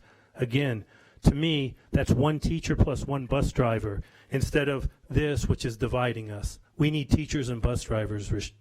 Can't say names, I'm sorry. HIV. I looked over the HIV curriculum because my kids had to do that, would have had to do that. When you read over the curriculum, I don't know when the last time you guys looked over that curriculum, it doesn't, is HIV, has AIDS been cured? Because when you read over that curriculum, it doesn't say anything about people could die if they get AIDS. So I think that curriculum needs to be updated a little bit. I talked to my kids about it, but I don't know about the other 64,000 kids in the district. I think a lot of what you're doing is directly against Christian parents. You say you want to include everybody, maybe everybody except the Christians, maybe, I don't know, 1/3 of the community. I'm not sure. In this curriculum, the slide, option to separate by gender, it's 1 slide. We don't really have the curriculum here tonight. I printed out the presentation. I don't know where the curriculum is. I haven't seen the curriculum. Again, the input, about 82% of parents are against this, yet you claim 90% of the parents opt into this. I think before anybody opts in, you should give them a hard copy of the curriculum. Most parents do not like this. Again, you can find 1,500 of us on Facebook at Protect Nevada Children. Thank you.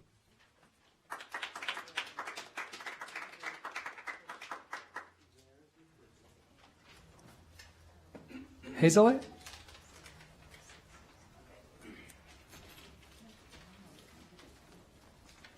Okay, I'm Hazelette again, and apparently I need to request for my comments to be recorded and archived or whatever you guys do with them.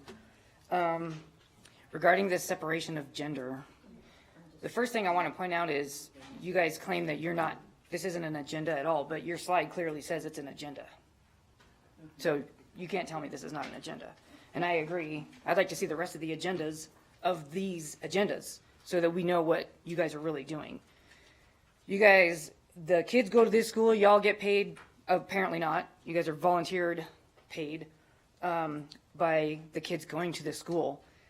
And I think that COVID was definitely a wake-up call for everybody. Nobody knew what the hell was going on in school until COVID, and everybody had to figure out how to teach these kids this crap that you were sending to their houses. Yeah, that's right. Now they're all looking at it going, what? Now you want to just keep on pushing it. If you guys are parents and some stranger came to your kid with this agenda and your kid brought this home to you, you'd be like, oh, this is a great idea. No. You're going to slap somebody that comes up to your kid and tell them that, hey, little body with a vulva, you're going to separate them. They're already confused. You want to separate the boys from the penises from the vaginas or vulvas and teach them the same thing, which either way, a rose by any other name is still a rose. It's still the same body part, whether you call it a vagina or a vulva. It's still a penis if you call it a penis or a bump. They're still boys and girls. Not only that, cookies. I want to address the cookie thing. If a child had her cookies taken away, did somebody not tell the parents that this child said that their cookies were taken away? No. But the parents know what the cookies are. How come they didn't go to the parents and say, my cookies were taken away? The parents should have understood that. You guys, it's not your job to understand that. All of this, whether you're separating by gender or not, is not the place of the public schools. It's just not your jobs. Before I forget, I don't usually use notes. That's why I get lost. What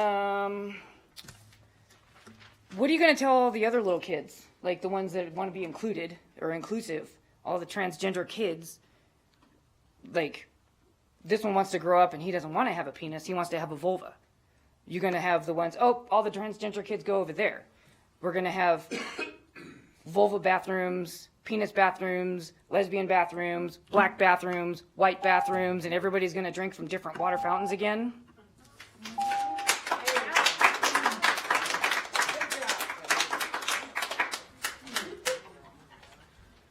Hope Backman?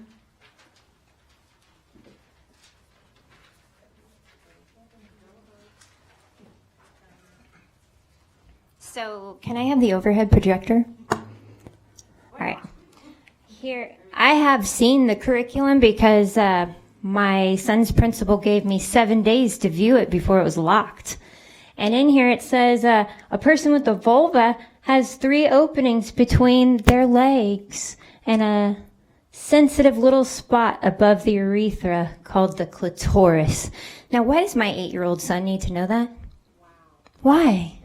Do you think that my 8-year-old son needs to know how sensitive a clitoris is? How's your clitoris? Is yours sensitive today? Please keep your comments relevant to It is item relevant. 2.04. It is relevant. You're going to be talking to my son about clitorises.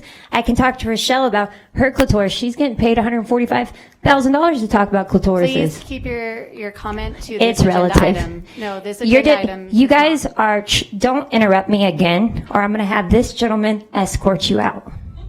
Okay? If it wasn't for my biological offspring, you are a public servant. You wouldn't have a job. Public servant with a vulva. You're going to listen to the parents that make your personal job attacks, possible. You're going to listen to us, because without us, you wouldn't have a job. You'd be a jobless vulva. So we don't appreciate you coming into our schools and molesting our children's brain with this disgusting smut. If it was up to me, each and every one of you would be behind bars as child pedophiles. That's what you are to me. That's what you are to... Let's see a raise of hands. Who considers these people child predators? I'm not even looking, but I got pretty good confidence. You guys are sick people. And you think, why don't we just pull our kids out? Let's pull them all out. $14,000 per head. That's how much Washoe County School District makes off our kids. $14,000 off each one of their heads every single year. That's over $200,000 per classroom. Who paid you, Rochelle? Are you directly paid from George Soros, or does Washoe County School District pay you? Huh? We don't appreciate this in Nevada. We don't. We're watching you. We know what you're up to. We know who funds you, and we're not having it here. I'm going to tell everybody I know about you, Andrea, and about you, Rochelle, and about you, Kelly. This is your last about warning. you, No Linda. more personal. Do not talk to me like that. Don't do it. I seriously will have you escorted out if you keep interrupting me. It's against the laws. Look into your bylaws. Look into them. So anyways, that's all I have to say. You keep doing this, you guys are going to end up probably in legal trouble, if that's what you want, because that's what we're after. We don't want this in our schools, and stop screwing with our kids. I'm not joking.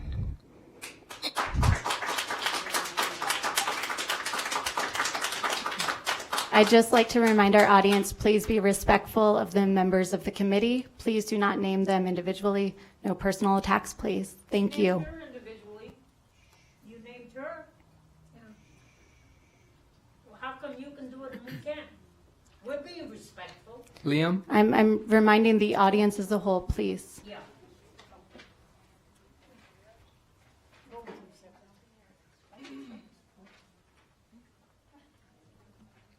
Well, I would like to say the disrespect I feel for all of you for basically ruining my life.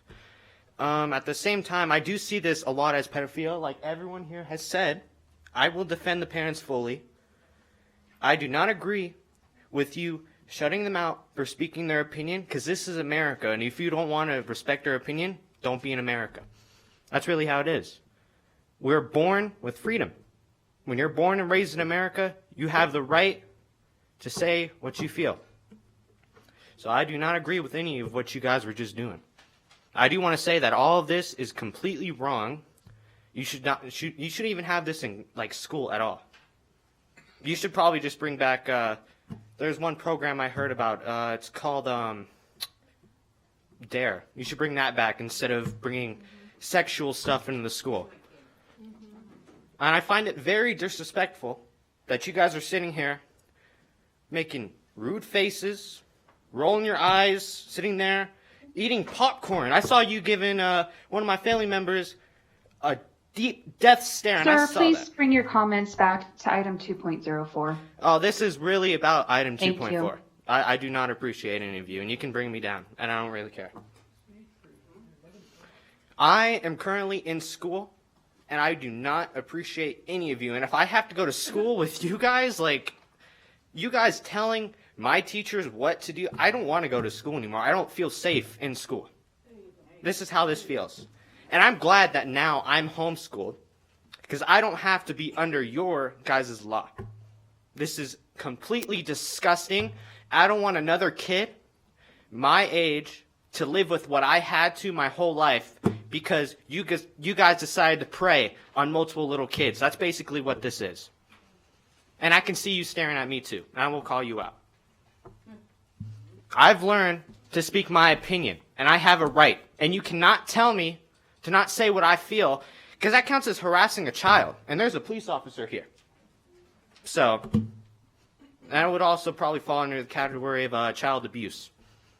So, I'd enjoy your jobs for as long as they go, because you're probably going to lose them soon.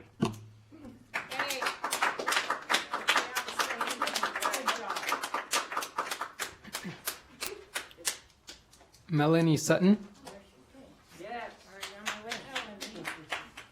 All right. So you're welcome for advertising today's meeting. Because I'm pretty sure most of them found out because I told them in some way or the other. So Melanie Sutton, I'm also running for Washoe County School Board District C with some of my fellows here that we're all working together. So on the topic, as far as option for the teacher to decide whether my child should be with the boys or the girls, I don't even see why you guys would even consider this. Like everybody else has said, you guys are abusing and sexualizing our children. It is no teacher's place to decide whether my child will be with the boys or the girls, okay? That should be behind closed doors, none of your business. Oh, roll your eyes. So as far as everything else, as far as the sex ed being in our schools and that we have to do it for our federal funding, yes, I understand that. We don't want federal funding. We'd like to stay local. And then number two, it doesn't have to be this sex ed. It could be the sex ed that we learned when we were kids. We didn't have to learn about vulvas. I was reading this in front of my son to my husband, and I was embarrassed in front of my 18-year-old son. Like, that's uncomfortable to be doing. It's abuse and yeah. So anyways, yeah, Melanie Sutton.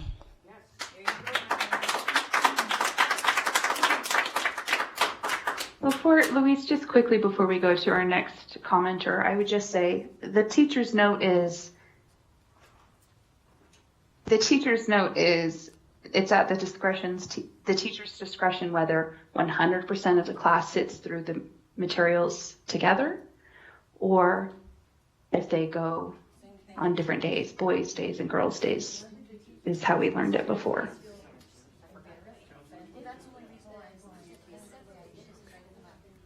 Veronica Valley. Okay.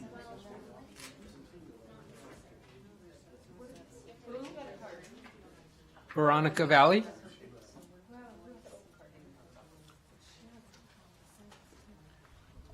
All right, Madam President, closing now public comment on this item, option of separating students by gender for this lesson. Thank you, Louise. Kelly. Okay, Kelly Roper for the record. So currently in the existing curriculum that was originally written when it was originally written in the 80s, 2003. Yeah. So what is going on currently is 4th and 5th grade has boys and girls learning separate. When we as a committee went through this lesson, we did not specify that they were separated. Therefore, the thought would be that these lessons are for all of the kids to be together in one room learning everything together. So I'm quite frankly kind of at a loss. I actually don't know input. I mean, was there a survey question on this that would guide us what the 1% of people that filled out the survey want? Because I don't really feel like we've gotten input as to is there any damage to people learning it together like they haven't previously. I don't even know if there's been input on that. Thank you, Kelly. Good question. Okay, I have a question. Hold on. Lydia DeFloria for the record. Rochelle, you gave us the slide with the survey results, and it said kind of organized by theme, and it said boys versus girls as a theme. what did people say in there? They wanted to keep them separate. They wanted to put them together. Like, I don't really understand. Yes, I was a we- big proponent of let's keep them Yes. all together. My son, who was in 5th or 6th grade at the time, said, I don't want to ask questions in front of the girls. Right? Like, I don't know what people want. So, going back to it, when teaching it, we always present the students too with index cards Now, but I'm glad you think it's funny. for anonymous questions, because students a lot of times aren't comfortable just asking questions in general. But this was a theme, a trend that we saw on the open-ended response. So when accountability and we got together, they said, these are kind of some themes that we saw on the open-ended response to the survey that a small percentage of parents responded to. Thank you for clarifying that, Rochelle. If this committee were ready, I'd be ready to entertain a motion on this item. If we're not, we can discuss a little bit further. Andrea? My short comment would be that I agree with some of the public comment that we are opening ourselves up to putting the burden on students to choose where they would attend this curriculum. And I think that we are going to be more inclusive and also normalize this topic much more if we keep the lessons taught by to all students, no matter their gender. So that would be my feedback. Okay. Sarah Linda Kaiser? I just have a question. Sarah Linda Kaiser for the record. I agree, Andrea, actually. But I just have a question. Is there anything in the teacher's notes or in the agenda that specifically prohibits teachers from separating their class into a boys' day or a girls' day? We're explicitly saying they can. If we may change the motion, we would explicitly say they can. Is there anything that explicitly says they can't currently? Sarah Linda, this is Rochelle. No, there's nothing that says you can't. It's just remember developing the lesson, it was just we were going to have all students together. Okay, thank you. Thank you. So Lydia DeFleury, for the record, do we need to specify or can we just leave it at this point?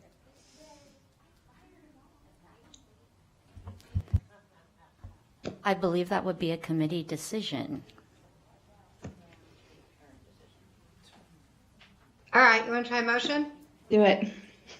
I, Sarah Linda Kaiser, move that we do not change the teacher's notes for the option to separate by gender for agenda item 2.04. Thank you, Sarah Linda. And is there a second on that motion? Andrea Thompson, second. Thank you. All in favor, say aye. Aye. Aye. Any opposed? Okay, and the motion passes unanimously. And that was item 2.04. Thank you. Let me get this written down in my notes here. You what?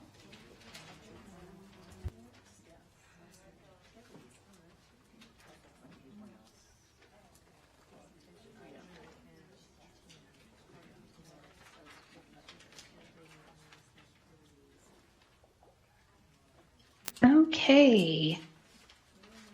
Thank you, committee members, for that. So we are looking at item 2.05, presentation and discussion of proposed fourth grade draft lesson, Understanding Our Bodies, specifically possible action to add a teaching note to the body parts review activity. So that's what we'll be discussing now, is the teacher note, possible teacher note on the body parts review activity. Okay, so there was some district staff feedback on this one specifically, and as we have done in the past, whenever we do an activity with our students, we've given it to the teacher autonomy to choose. Again, you want to do small group, individual, whole group, whatever best fits the needs of that group of students, and for whatever reason, we didn't have that discussion and I omitted it, so we brought it back just to add a teaching note that the lesson can be presented individually, whole group, teacher modeling whatever is best for that group of students. And this is the body with a vulva. Again, I'm just pulled the language straight from the lesson, there's no changes based on our first agenda item edit, right, yet. But this was the activity. It was a Post-it note where students had body names and they were to label the body. And again, this could be individual at their desk. This could be this teacher going through as the PowerPoint. These are the body parts.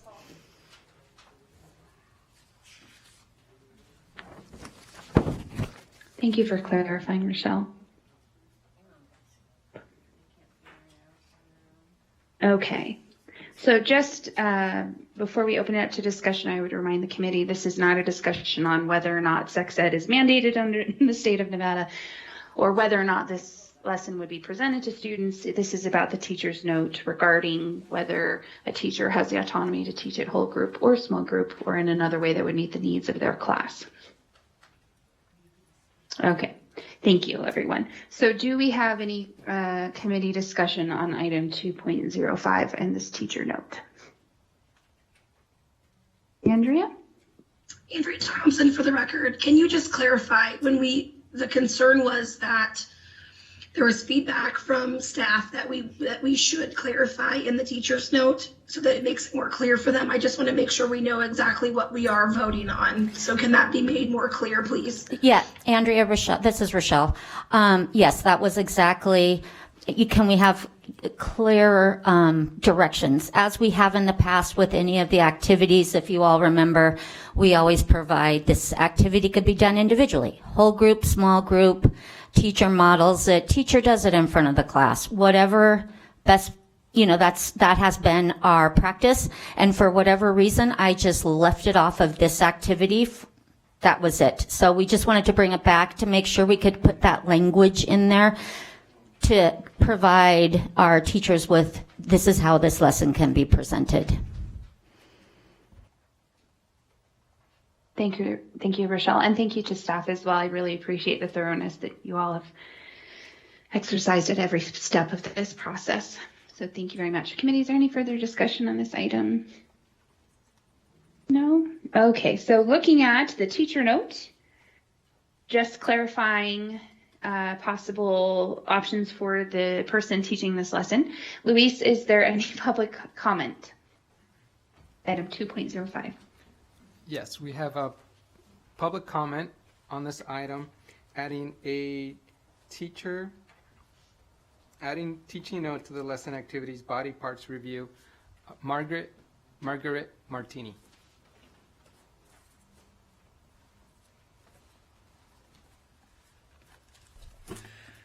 Good evening. I'd like all of my comments to be part of public record, whether I stated it at the beginning or not. Where is the lesson? Why isn't the lesson publicized in its entirety? How do we know what you are thinking of teaching the kids when we can't even see it? And why wasn't it presented to the parents before they opted in or opted out? If you're going to be teaching something so controversial, you need to actually give the parents the curriculum instead of just a piece of paper saying, do you want sex ed or do you not? Well, when you look at the parents had a completely different sex education curriculum when we were in school.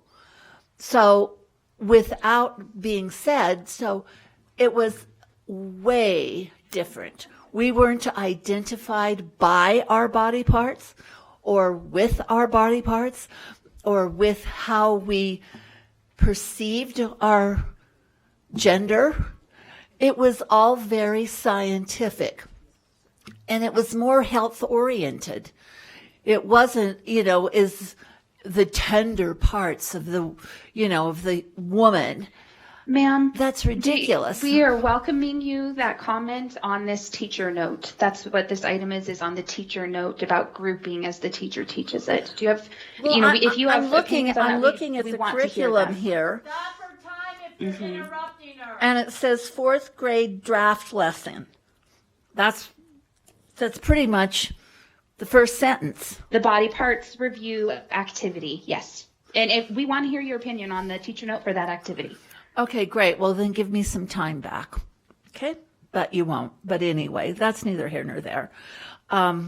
So again, it needs to be, the complete lesson needs to be put out to the parents in its entirety before you have any opt-in or opt-out.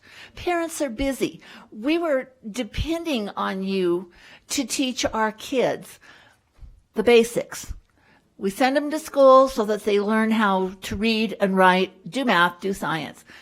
We don't send our kids to school to learn this stuff. That's our job. That's not your job. It's our job. And so I think that when you're teaching something so controversial that the parents need to know, why are you hiding this from the parents? Why are you hiding this curriculum from the parents? It should go to the parents before any opt-in or opt-out is done. You guys are doing all this covertly, and that's the truth. And it needs to stop.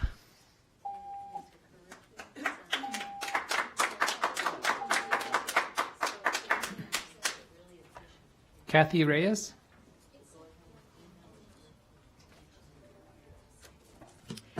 Thank you once again for having me. Okay, I'm going to address this, and if you interrupt me, I'm going to just talk over you and ignore you like you ignore us. With that being said, you pick and choose what you want to enforce and what you don't. If you were smart enough to figure it out, some people are smarter than they look, and some people, Anyways, with that being said, if you just keep quiet, our 3 minutes will go by pretty fast, and then you can address it in between as we're switching speakers. But I'm offended by this picture that's up right now. If I had a babysitter that was presenting that to my child, I would be addressing Child Protective Services. So what's the difference with you guys and a babysitter that would present this to my child? You're accredited because you said so. You're implementing it in the school system. I'm offended. And as far as cookies go, you know what? If you're smart enough to figure this out, that the child might be talking, how about grab a doll and ask the child, what are you referring to? Can you point when you're referring to cookies?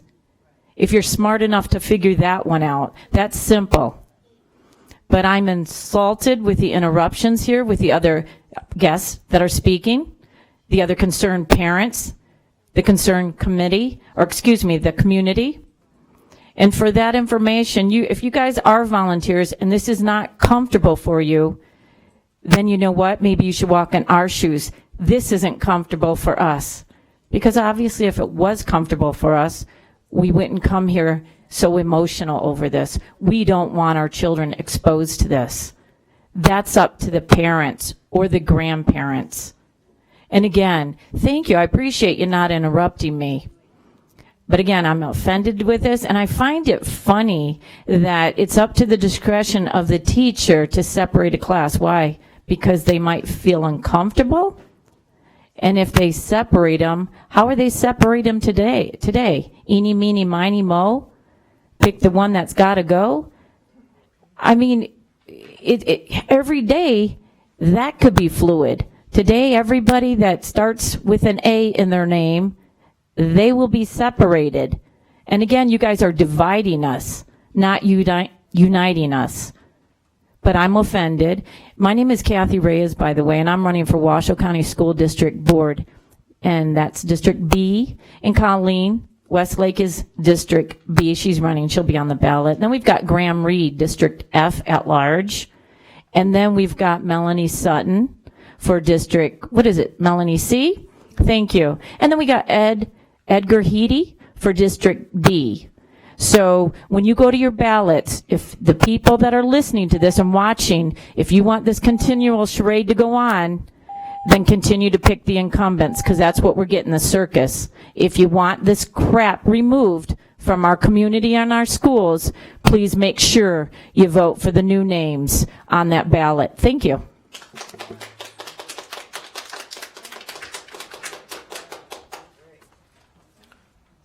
Colleen Westlake. Thank you, Colleen Westlake. And again, put it on the record, please. This is horrifying. Are you looking at this? Could you please all look at this? This is horrifying for 4th and 5th graders, whether they're separated or not.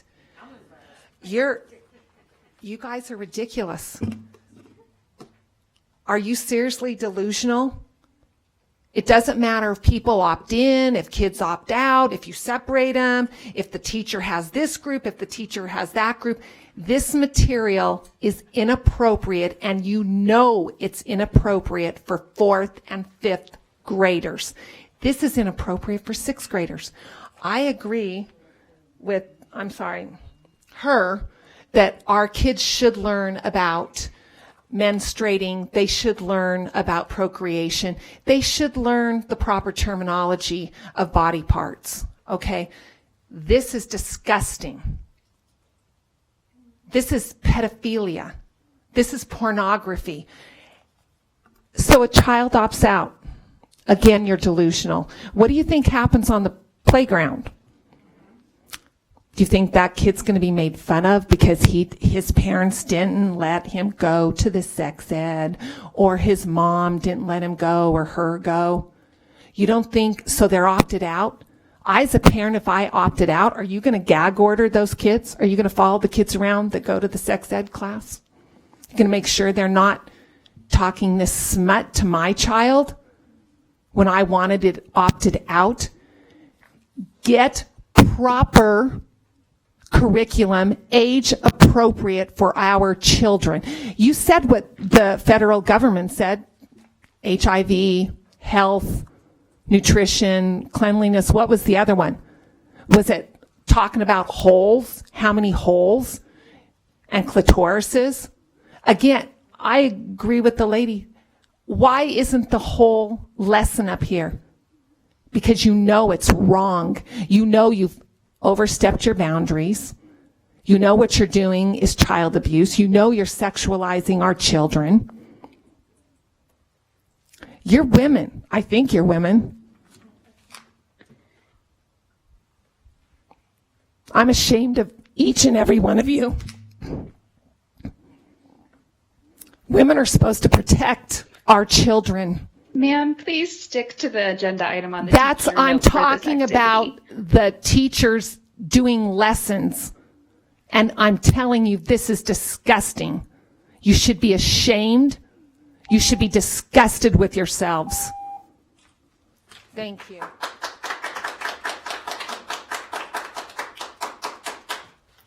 John Ippolito. Thanks, Luis. And I would remind our audience and commenters, we're looking at the teacher note for the review activity of this anatomy lesson. Hi, my name is John Ippolito. I'm with Protect Nevada Children. The curriculum, I wish we would spend this much time on reading, writing, speaking, listening, math, science, history, what the kids should be learning in school. Somehow, social and emotional learning, social justice, and this type of sex ed, some of people don't even call this sex ed anymore. We spend way too much time on this and not enough time improving our children's education, which is what's going to help them in life the most. This stuff is not going to help that many kids. And you guys said there was this share committee meets every Monday.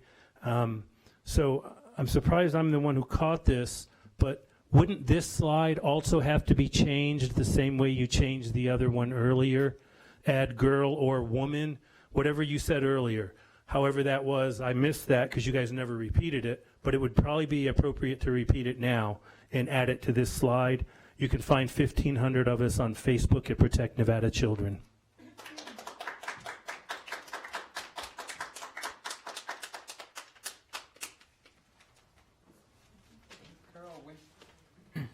Carol Winter.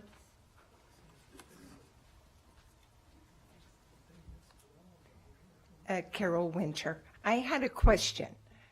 can we get a complete copy of the old sex education format that you said you were using since the 80s? And can we get a complete copy of what you're presenting?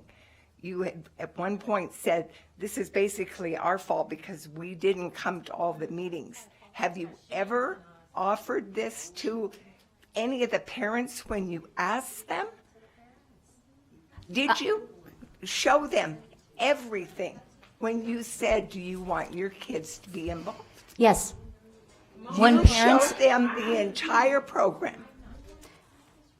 Excuse me, let me give the correct information. Yes, all of this information, all of the curriculum, the current curriculum that we're using right now, along with the proposed curriculum, this is simply a proposed curriculum. We are not teaching this.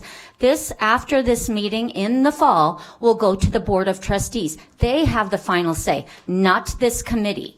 Everything that we teach to our students is available online. It's on the SHARE website, under departments on the district's website. Everything is there. Parents, when they enroll their students, they have a link to review all of the lessons and make that decision. They also are provided with a parent preview before the lesson is presented to students. So, no. Just let me do this. I'm not, so this, because it hasn't passed, is not online? It is online. This is online. This is not being taught. No, I understand that, but you are saying you want to teach it. It says proposed 4th and 5th grade curriculum. Yes. You can click on the link. Everything is right there for you. All of this. All of this. Thank you.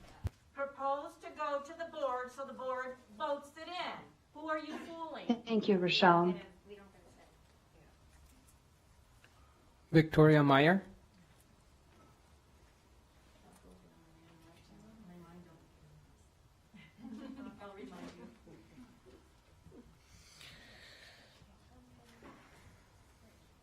Victoria Meyer, please put my comments on the record. So this particular agenda item is about activities. Can we refer to Title IX, please? Non-discrimination. Title IX. When a child states that he or she is this or that, in some cases, apparently one case that I know of, a child identifies as a cat. So do we add kitty litter as an activity? This is how ridiculous this all is. In keeping with the two adults I know identify as a tree and a building, because that's where this ends up, can we add activities regarding spring and the blooming of trees? Yeah, roll your eyes, because that's how ridiculous this all is. I agree with you. Ma'am, do you have a comment on the teacher I do. note? I'm We talking really about want to hear your activities. opinion on the teacher Don't note. interrupt. I'm So talking this about teacher note activities. on this We're particular going to activity, file please. rule violations. Please stop interrupting us. This is on the topic of activities, if I'm not mistaken. Agenda item 2.05, lesson activities. So lesson activities pertaining to a child who identifies as a cat. Are we going to introduce kitty litter activities? Are we going to introduce activities regarding cat body parts? Because there's a girl right here in Washoe County High School who identifies as a cat. Has she been discriminated against? Do we need to file Title IX actions? Because she didn't get the proper anatomy of her identification as a cat. I'm dead serious here, folks. That's discrimination. Are we going here? We will. If you identify as a building, as one grown man in Washoe County in the government identifies as a building, not sure how that works. Did he miss out on the bending rebar activities? Remember Title IX. Girl with a vulva is inappropriate. Girls have a vulva, a particular body part, this, that, the other. That's a big difference. Girls with versus girls have. You're objectifying a girl. You're objectifying a boy when you say with. These are, and besides, it's inappropriate. These kids are 8, 9 years old.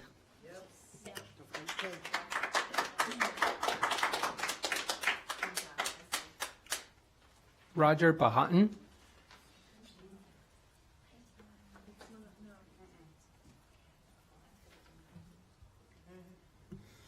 Roger Botten, for the record. I want to start off saying I do appreciate your time.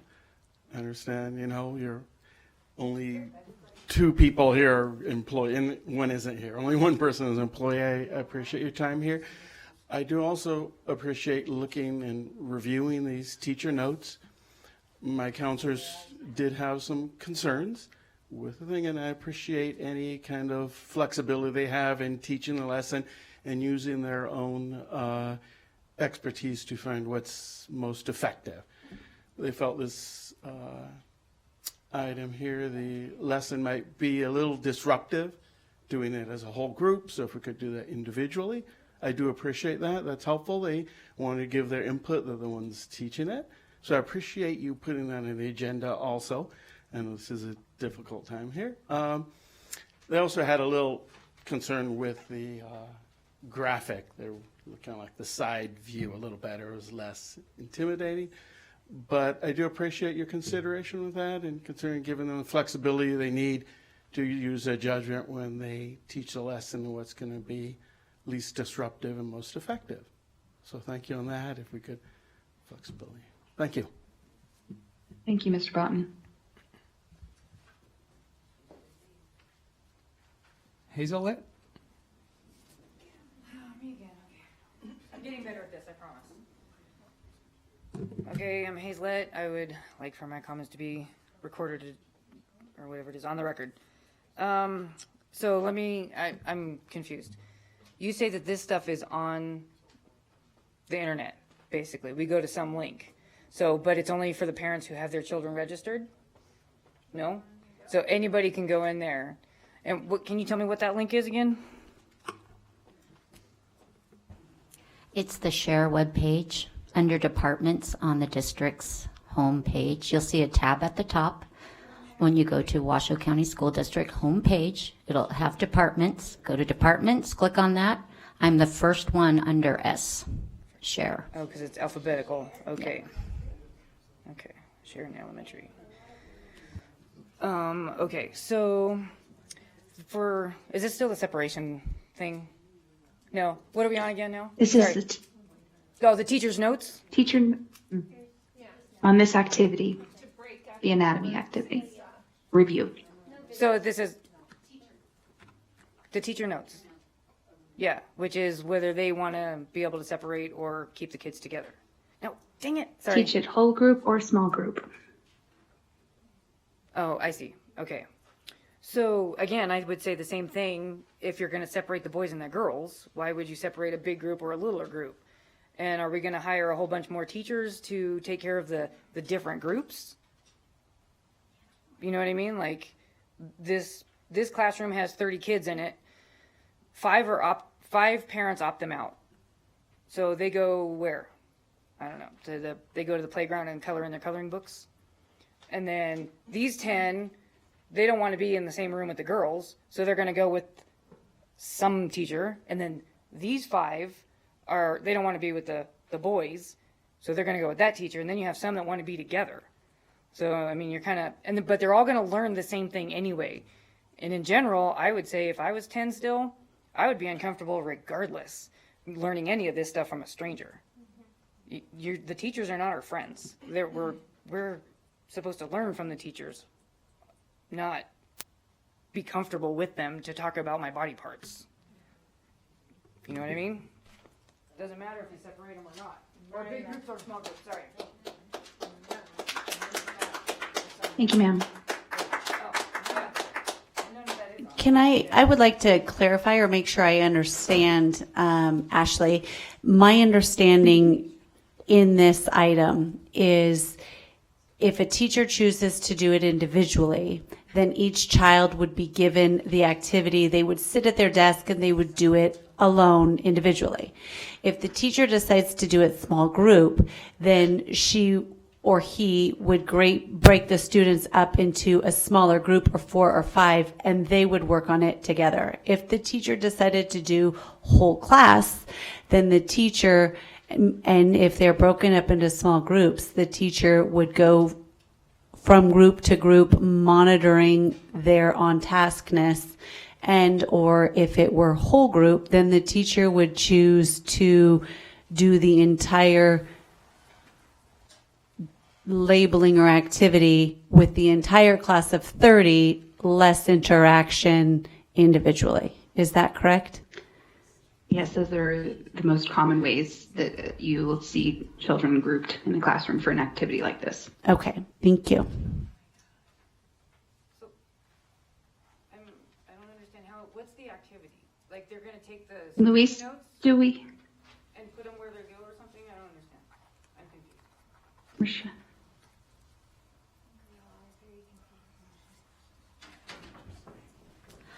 confused. This was the activity of labeling the body parts. So it was if you have using Post-its with the name of the body parts, depending on, again, whatever this committee decides.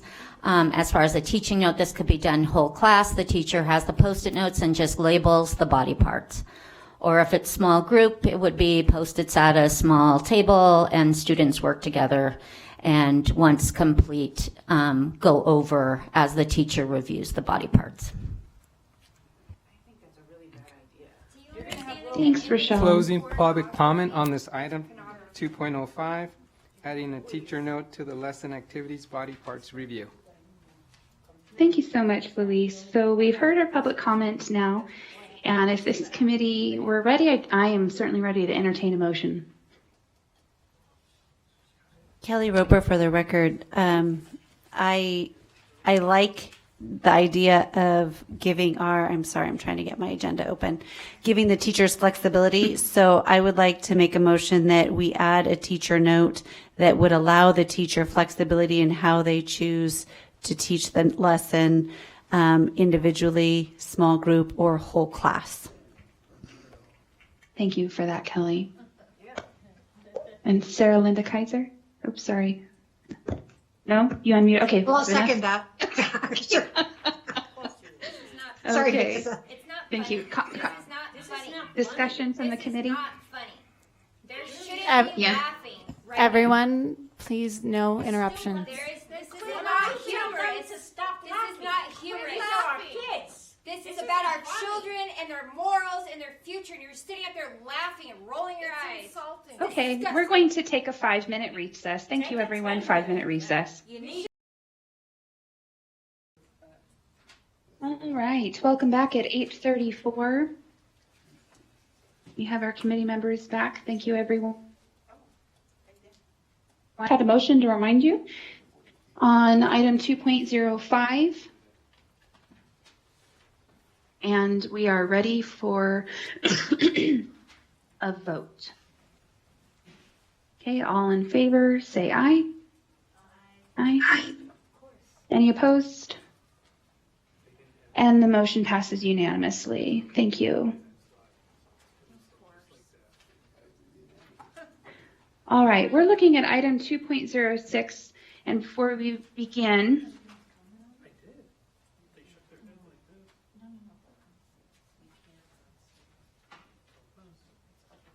all right, and before we begin any discussion or comments on item 2.06, I'd remind everyone in the room that we have an expectation to be cordial and respectful without disruption. We've given warning several times, and we ask that individuals, and I will ask that individuals are escorted out if there are any further personal attacks or disruptions.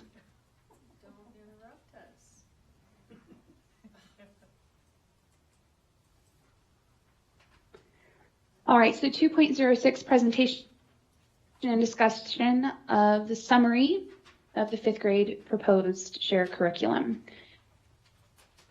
And this item is for presentation and discussion only. Hi, this is Rochelle for the record. This is, again, it's like we looked at the 4th grade survey results.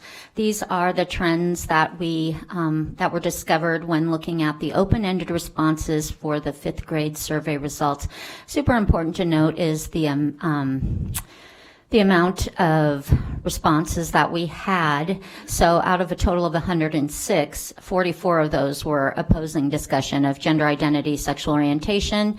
30 of those 106 were sexual health not be taught in schools. 9, sexual health education as a parent's role. 9, supportive of new inclusive curriculum. And there were 17 that had other responses. Also important to note is we have approximately, if we went back to the slide of participation rates, and we do pull that information off of Infinite Campus on student parents that opt their students in. When we were looking at that, it's really important to note, and I'm going to slide right back there so you have an understanding about the amount of students we have per grade level. And so we're looking at, for 4th grade, we're looking at almost 5,000 students as a whole. And when we're looking at these survey results, there was approximately about 1% of our that responded to this survey. So that's super important to note. And the same with 5th grade. It's approximately 5,000 students in 5th grade, and we had about 1% of survey respondents. So that being said, we are moving on to moving from 2.06. Is there, Ashley, up for you for discussion? Any discussion on that? Team? All right, let's go on to 2.07. Okay. And moving on to 2.07, very similar to the earlier agenda item, just using the language. This one had body with ovaries. Using consistent language was the goal of the agenda item. So how, if you want to continue on with the same language you chose earlier, or that's up to the committee.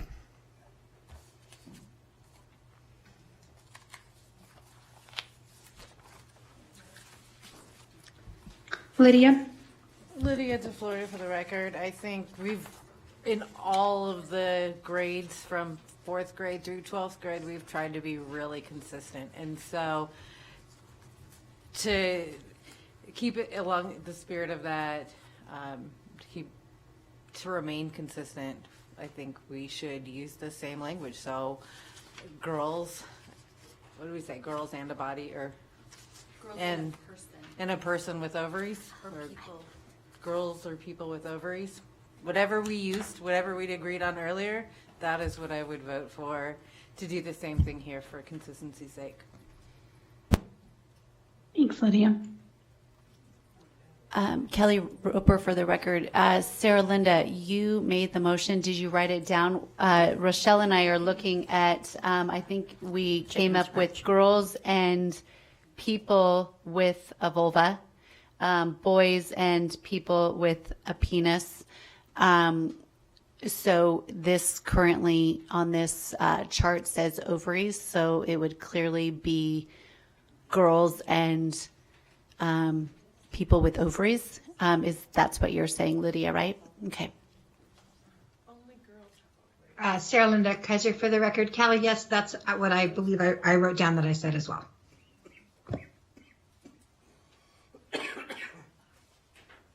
Further discussion? Thank you, team. Okay, Luis, do we have any? Let's open public comment for item 2.07. All right. Public comment on this item 2.06, community survey results and common threads within the results. Kathy Reyes.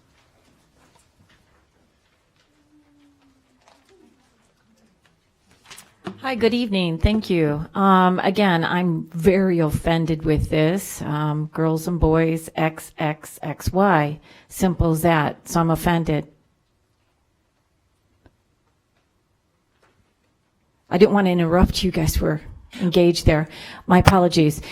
Please don't interrupt me. There's Robert's Rules of Order, and I'd appreciate if you guys at least take the time to review that. And I can't take the thunder from Graham Reed, running for Washoe County School Board District F at large. Come January 1st on your Monday evenings, what are you guys going to be occupying your time with when the new boards sit Ma'am, please on stick there? to the The other item thing is, 2.07. I'm running for Washoe County School District Ma'am, B, please stick so all to this the stuff item will be 2.07. eliminated. Robert's Rules of Order, please. So with that being said, I'm going to continue. Colleen Westlake, District B.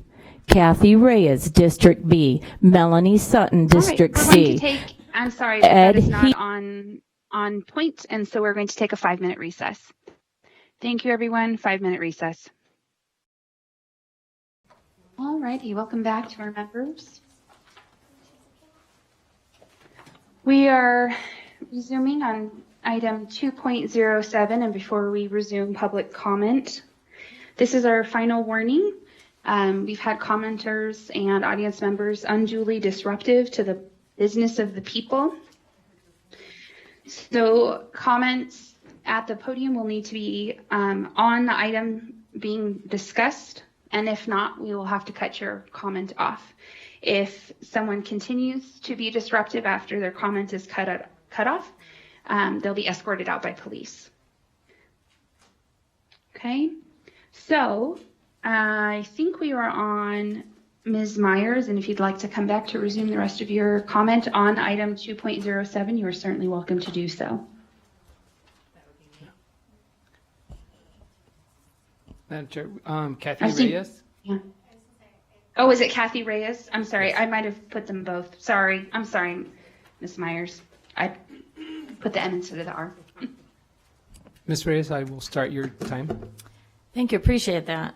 So what agenda item on here? We're on 6 or 7? My apologies. 2.06. Sorry, 7. Thank you. 2.07. See, they all run in together. So how you can differentiate, I'm offended by this. That picture's not on the paperwork agenda, but you've got it up there. So with the agenda item I'm going to stick with, you're presenting that picture. I'm offended. And I'm sorry that you're offended. And by the way, again, if you do kick me out, that's okay, because I'm supposed to be working. I had to take it off just to be here tonight, because this is very important to me. With your agenda that you put together, this is a proposal, you work on it. You get the feedback from the community. That's why we're here. And as you can see, this community's offended. We don't want it in our school. We're offended by each and every agenda item. So that should mean to you that you need to go back and readdress this and come up with something and propose something that's more conducive and age appropriate for 4th and 5th graders, if you want sex education in there to cover that. But this is extreme. And if, like I said, if my babysitter was presenting this to my children, I would be calling Child Protective Services on them. So I'm offended. And again, Robert's Rules of Order. So I've got 1 minute and 24 seconds. I should waste your time like you've wasted our time, but I won't. That's about all I have to say. Thank you. Thanks so much, Ms. Reyes.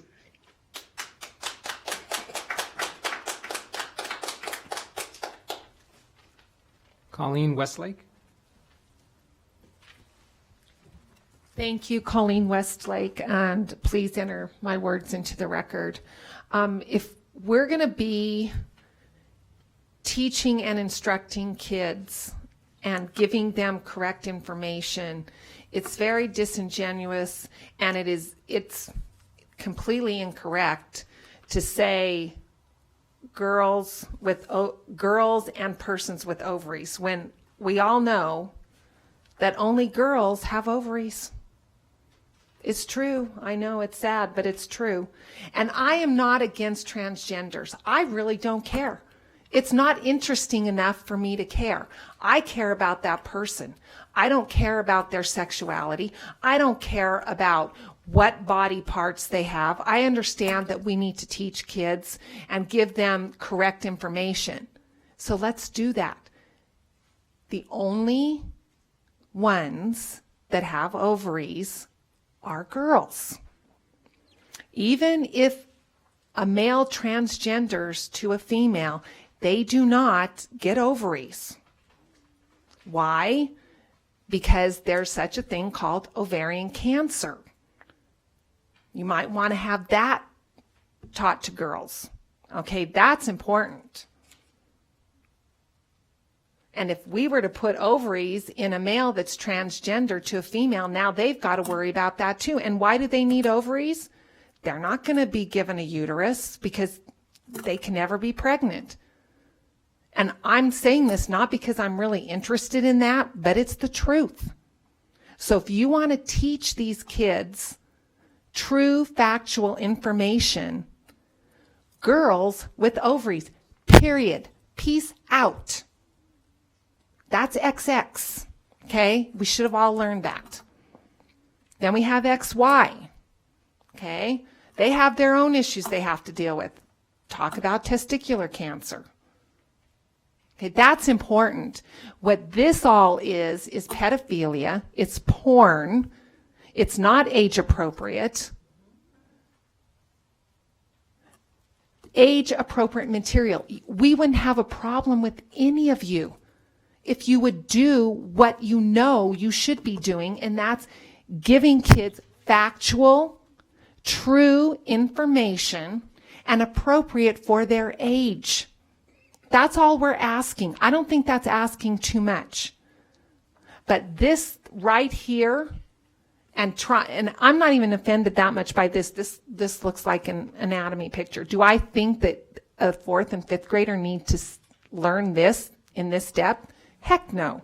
Okay? But you wanting to say girls and persons with ovaries is absolutely stupid. Thank you. Thanks, Ms. Westlake. Victoria Meyer.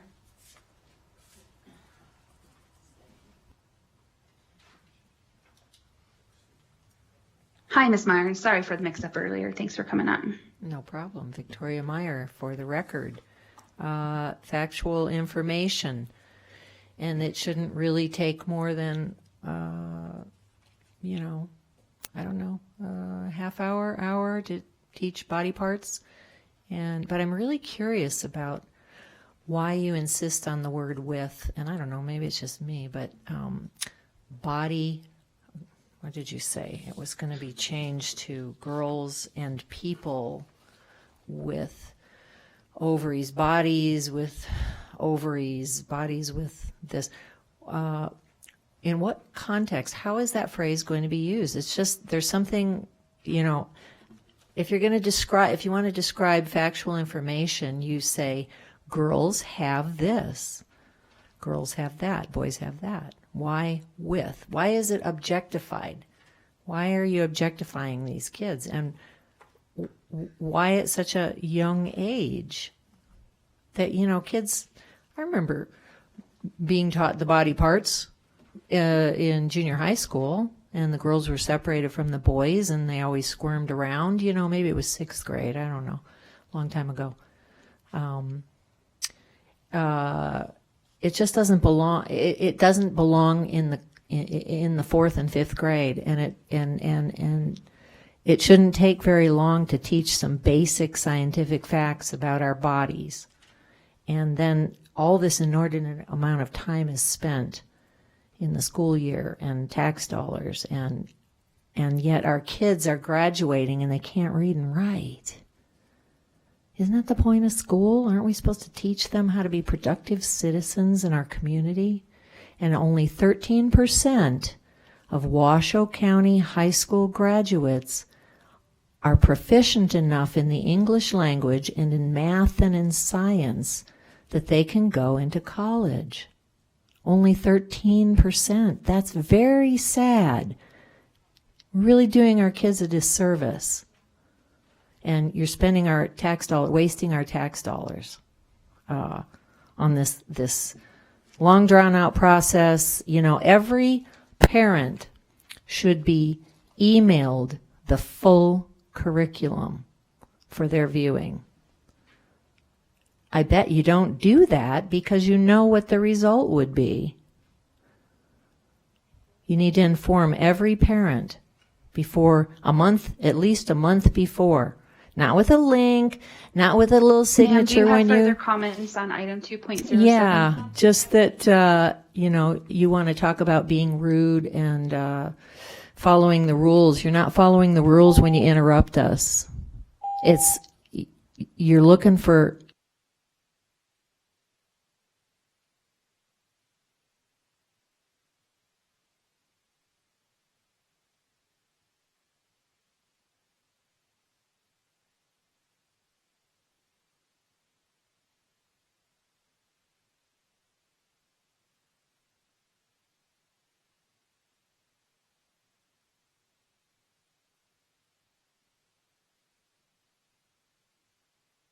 Thank you.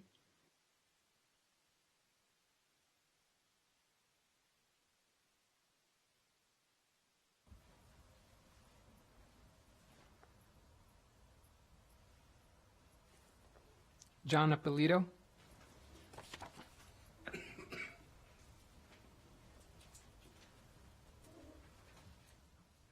My name is John Ippolito. I'm a former K-12 teacher. I taught for 6 years, elementary, middle, and high school. I don't know why that last slide didn't get changed. I saw at least two of you nod your heads and realize that you left it off, adding girl or woman or whatever. I don't know. It's just going to be a body with a vulva maybe for these lessons. I'm not really sure. And now it's not a body with a vulva anymore. Now it's a body with ovaries. So we got body with ovaries, body with vulva, girls, women. What do we have? I think it's confusing. It's confusing to me. Good thing I'm not in 5th grade. Good thing I'm not in 4th grade. Another issue that I had with this curriculum is, while you guys were talking, someone showed me how to find it. This 4th grade curriculum is 40 pages. The 5th grade curriculum is 65 pages. As a former teacher, I would not be qualified to teach this stuff, nor would I want to.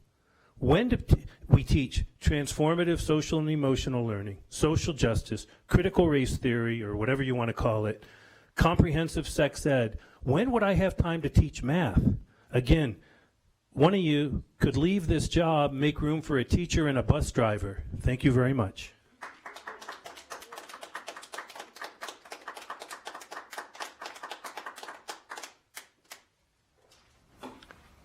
Margaret Thank you, Martini. Mr. Ippolito. Oh, you're welcome. Sorry, Louise.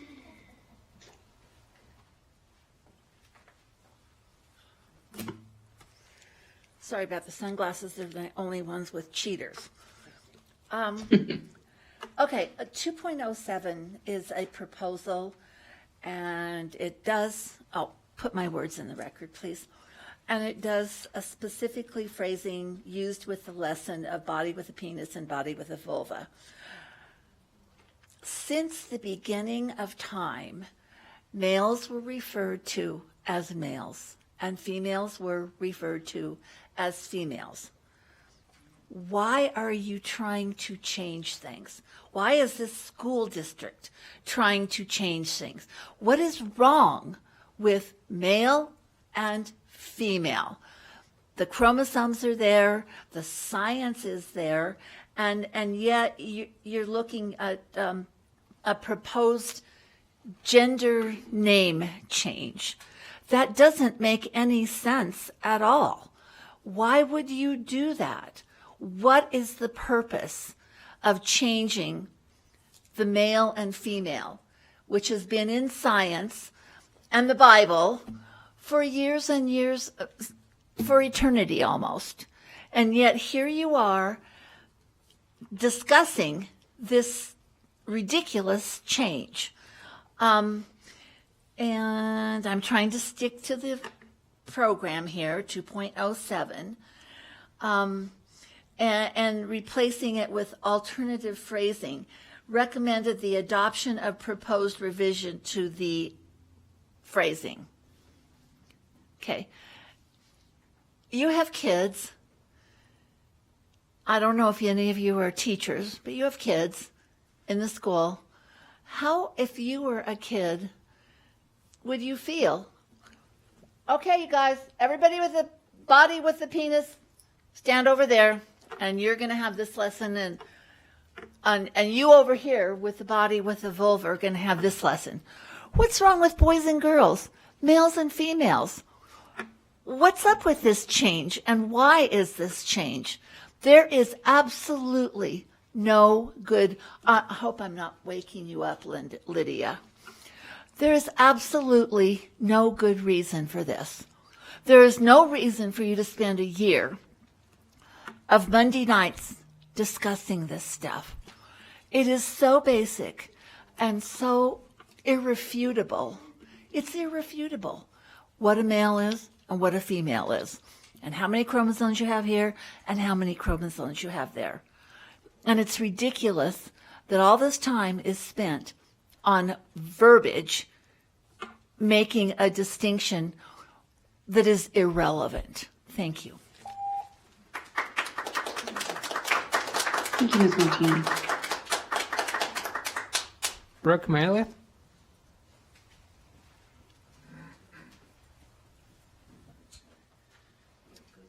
Good evening again. For the record, Brooke Maleth, and once again, let me voice my deep thanks and appreciation for all you're enduring from this deluge of ignorance and bigotry. One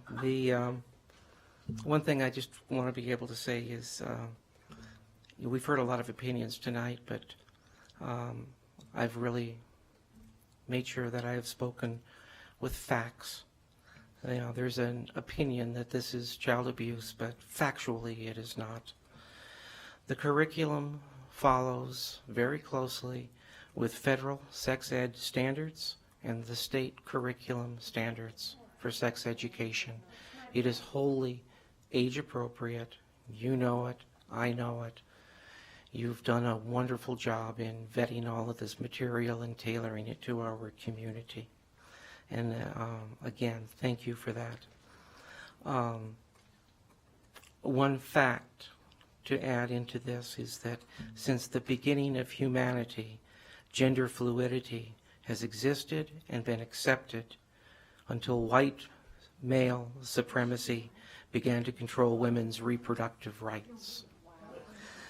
The displays of ignorance tonight are gobsmacking, and it's especially revealing, and I do appreciate a candidate for school board insulting me and really being able to show that she's wholly unqualified for a board position. So thank you very much, and please continue with the conversation, vet what you need to vet. You're doing a great job, and I'm with you. Thank you. Thank you, Ms. Maleth.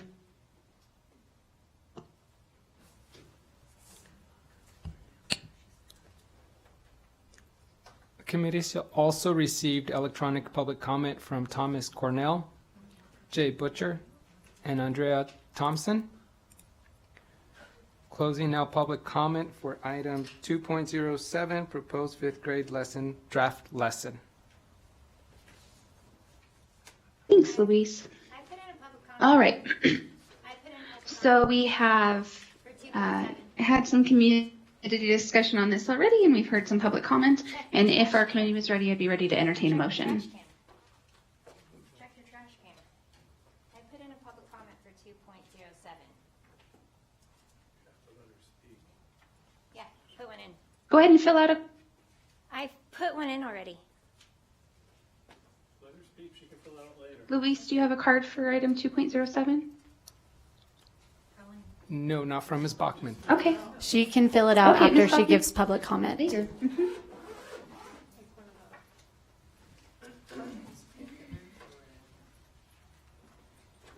Yeah, you can come comment first and then fill it out. Great. Okay. So basically, the parents here are completely against this. This person here that's dressed up like a lady is not a parent. Okay? So I really, it's mute. I really don't care if you interrupt me one more time. Stop interrupting me. Go ahead and cut Stop interrupting me. Please. Thank you. Okay, so insulting members in the room is unduly disruptive to the work of the people. And if you continue, we'll ask that you be escorted out. I'm going to ask that you go ahead and escort her out. Thank you. That's a 5-minute recess. 5-minute recess while she's escorted out. Thank you, everyone, for your patience. All right. Welcome back. It's 8:23. Okay. Yeah, 9:23. Where are you? You know why? Oh, 9:23. Sorry. Thank you. All right. So we're at 2.07. Luis, do we have further comment on this item?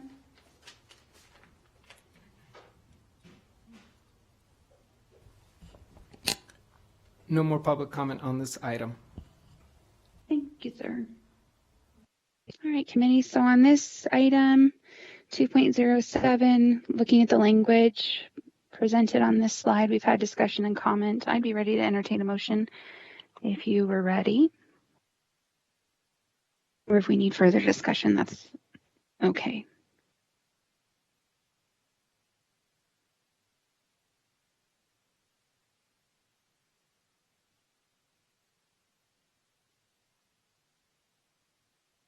I know we're all tired of spending. Ashley, you can't hear, but we need to stay on topic and make our motion.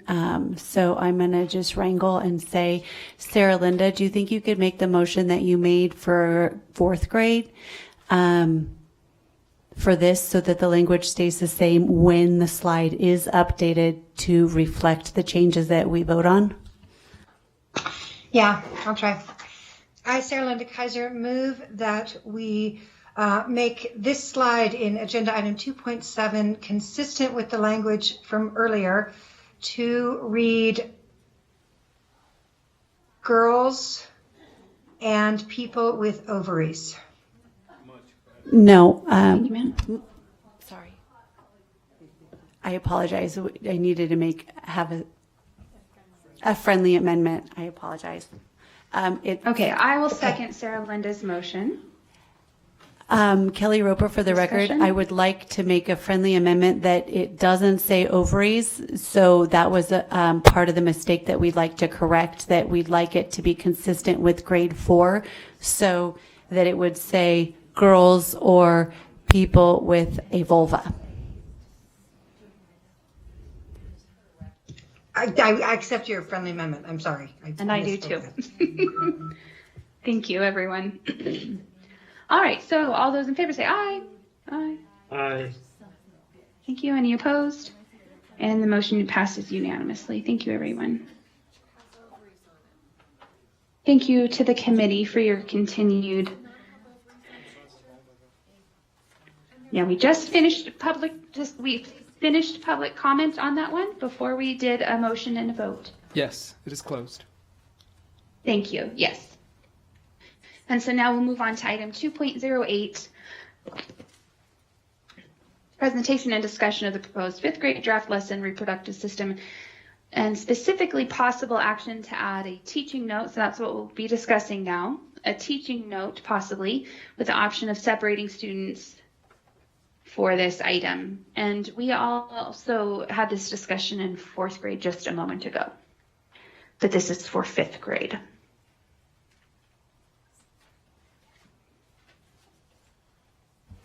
Ashley, I have nothing to add. It's exactly what you stated.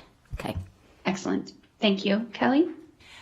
Kelly Roper, for the record, I would be leaning towards making a motion to do the same thing that we did with 4th grade. And I believe that was just to have everybody together for the lesson. Okay, thank you for letting us know your thoughts on that. And if Rep. Benjamin's over, do you have further discussion on that before we go to public comment? Just wanting to reiterate that I think this is, along with the other ones where we have provided the teachers with some flexibility, is of the utmost importance, as the teachers know the students and the curriculum very, very well, and are in the best position to be able to offer a lesson that is effective, and also to signal to their students that there is someone who understands them and that is sensitive to whatever sorts of issues they have with their bodies or sexuality or gender, and helps to build a foundation of proper communication about this, and also gives students someone that they can go to, particularly if they don't have other places that are safe or comfortable to talk about themselves. Thank you so much for those comments. Vanessa? Thank you, Vanessa Vancourt, for the record. Just to follow up to what Kelly was saying, for the fourth grade, I believe we moved to not add this language and just leave it as is, and I just want to clarify. It's not that we're giving teachers the option, we're just leaving it as it is without adding this teaching note. Okay. Right. Thank you for that reminder. Thank you for paying attention to all the details. Okay, so let's go ahead and open up public comment for item 2.08, talking about the teacher note about grouping. Public comment for item 2.08, proposed fifth grade draft lesson reproductive system, adding teacher note. Colleen Westlake. Thank you. And as Ms. Westlake comes up, I just would thank all of our commenters ahead of time for staying on topic for 2.08. Thank you, Colleen Westlake. Please enter my statement into the record. In addressing 2.8, maybe this isn't going to qualify with sticking exactly, but we are having teachers teach this, correct? And teachers are supposed to teach factual information and not confuse our kids. And I will regress back slightly. If teachers, it doesn't matter if the kids are separated, if they're one-on-one, if it is not being factual, true information, and that does not make me a bigot, okay? I've already said I don't have a problem with anyone's sexuality. I don't care. That's your business. That's not mine. It's boring to me, so I don't care. Do whatever you want to do. No harm, no foul, until it comes to the kids and you're teaching them non-factual, untrue, confusing information. That picture you had up, can we go back? No, we're just So discussing the this picture item that in we're the going to group. divide people up and have them do exercises and teach these kids, a girl and a person with a vulva. In that picture, there's clearly ovaries. There was clearly ovaries. You say a person with ovaries and a person with ovaries, doesn't matter how you break up into groups, that is incorrect information that now you are having teachers divulge to children. When everybody here knows damn well that the only person with ovaries ever is a girl.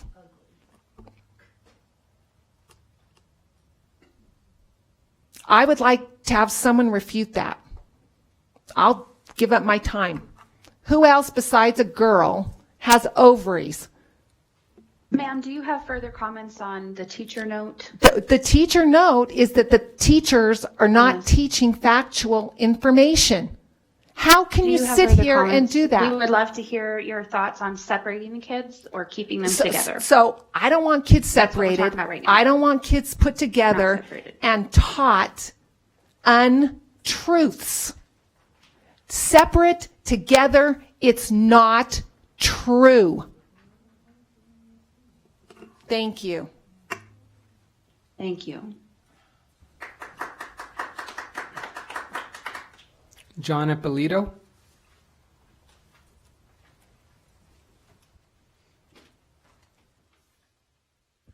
My name is John Ippolito. as a former teacher, I had a student taught. I had a 5th grade class for one semester when I was student teaching. I had a 3rd, 4th combination class for one semester when I was student teaching. And then I had my own class. It was around 1st through 6th grade when I was teaching. I'll tell you the truth, I wouldn't feel comfortable teaching this stuff. To me, it's all blah, blah, blah. It's garbage. I don't know how you expect teachers, especially math teachers or people that aren't comfortable teaching this, how do you expect them to teach it? The 4th grade Mr. Eppolito, I would really love to hear your opinion on the teacher note about separating the kids or keeping them together. That's what this item, the law says I have to I stick think to they this should item. separate you guys and get you guys away from the kids. The teachers know what to do. They don't have time to do all this stuff. Sir, thank you. Do you have other opinions on this item? I do have another opinion. When I was researching for, I looked at a study from the UCLA Williams Institute. According to UCLA, there's approximately 1.4 million transgenders in the United States, 0.6% of the population. What I see you guys doing is bowing down to the 0.6% of the population and ignoring the other 50% that doesn't like this or whatever it is, a lot more than 0.6%. I think you guys are wrong, and I think you guys should not be doing any of this. Thank you very much. Thank you, Mr. Eppolito. You're rude. Victoria Meyer.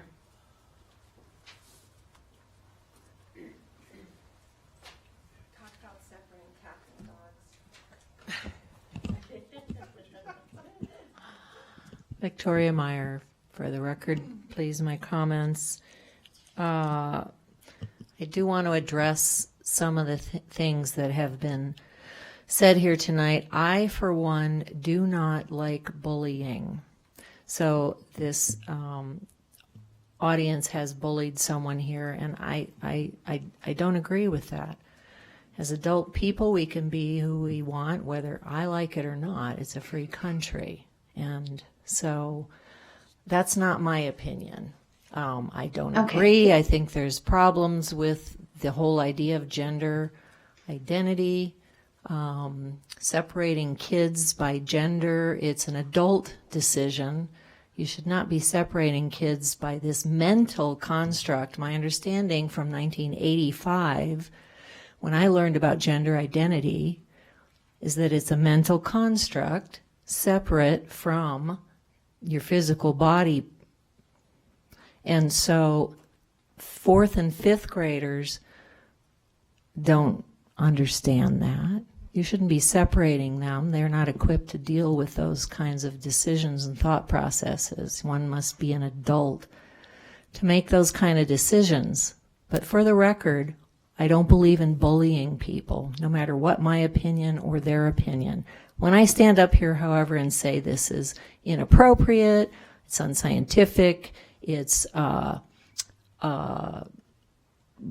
not age appropriate, it's irresponsible, I don't deem those comments as bullying. Do you? Because if you do, you're in the wrong seats.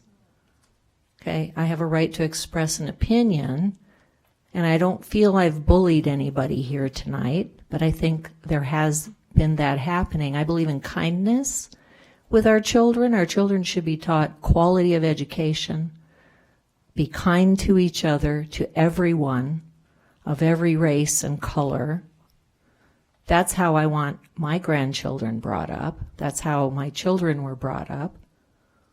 And, you know, all we're asking is that parents do matter.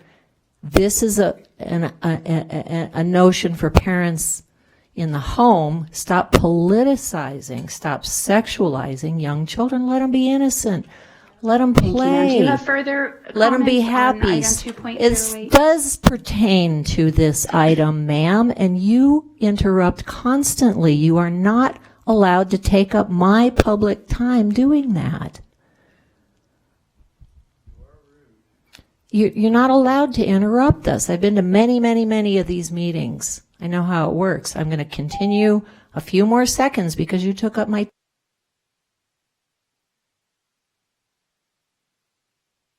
Thank you. Ashley, her microphone is off and she's continuing to talk, just so you are aware. So Matt, there we go. Thank you. There we go. We just want to finish the work of the people tonight. Thank you. Luis, any other further comment tonight on item Closing 2.08? public comment on item 2.08, proposed 5th grade draft lesson, adding teacher's note. Thank you so much. All right. So we've had some discussion and public comment, and team, if you were ready for a motion, I'd be ready to entertain it.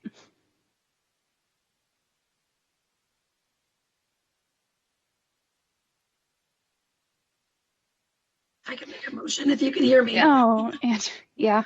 Andrea Thompson for the record. I would make a motion that we do not add an additional option in the teacher's note to separate by gender, rather leaving it the way that it has been proposed previously, and to keep consistent with what we've been doing. Thank you, Andrea. And I will second that. Okay, so any discussion? All in favor, say aye. Aye. Any opposed, say so. And the motion passes unanimously. Thank you, everyone, so much. All right. Hold on, let me finish making it up here.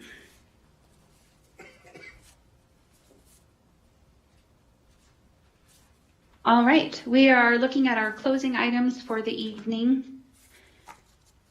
Item 3.01, public comment, and members of the public are invited to comment. Please just fill out one of those comment cards. And as previously in this meeting, please address the committee as a whole and refrain from personal attacks.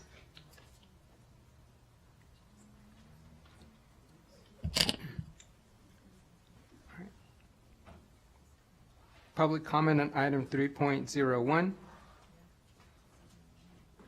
Liam?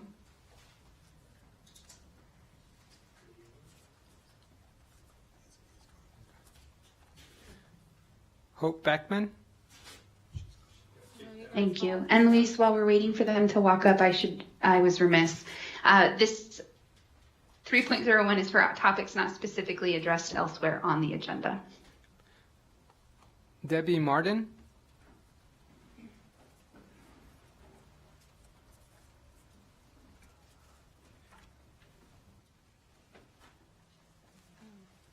I'm Debbie Martin. Hi. Gender identity, sexual orientation, sexual health should not be taught in schools. Sexual health education is a role for parents. Why do you insist on teaching our children sexual subjects? That's the parents' job. And I don't agree with the woke agenda, which is a tool for communist China. Body with a penis and body with a vulva is vulgar name for a class. Only girls have vulvas and ovaries, and boys have penises. And God only made girls and boys.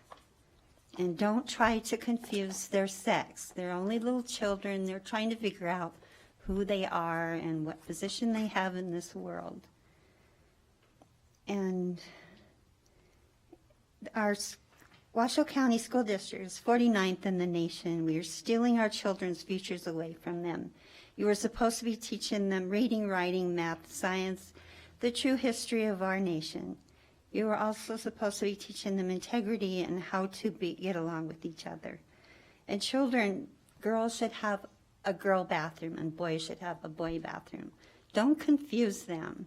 They should have privacy. Girls should have privacy, and the girls and the boys.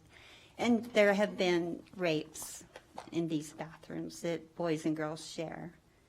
And I don't like that threat. Share program, in my opinion, should be canceled. Thank you.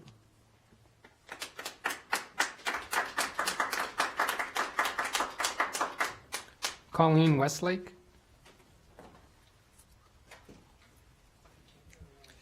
Thank you, Colleen Westlake, and please enter my statement into the record. I'm assuming all of you are educated. I'm going to go right back to where I finished off because I don't really feel that you guys understand what's happening in our school system. Our graduates are graduating at 80%, 46% literate, 28% math competent. Do you see where and why we're failing? Because you guys are going to have teachers teaching kids that persons can have ovaries. Girls have ovaries. This has nothing to do with how children should be treating each other with kindness and respect and treating everybody equal. That's what they should be taught. I respect transgenders if they're good people. I respect homosexuals if they're good people. I really don't care about their sexuality, and neither should kids. If you truly want to inform and educate our children, then give them the correct information. Otherwise, you're liars. You're liars. Each and every one of you. There is no persons with ovaries. There's girls with ovaries. And you know that to be true. That doesn't make any of us bigots by saying that. That is a fact. Other countries are teaching kids other languages. Some countries, they know 2 and 3 languages. Our kids can't even read and write. You're stealing their future, and now you're trying to steal their childhood. You're really pathetic.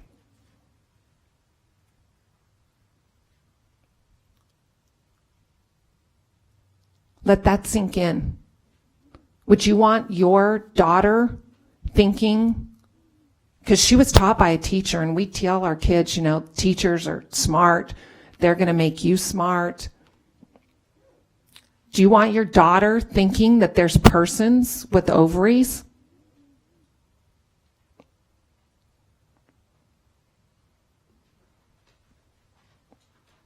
It's called pandering. It's called delusional.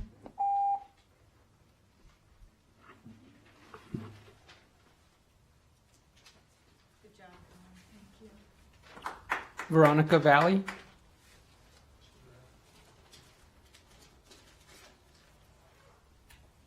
John Appolito.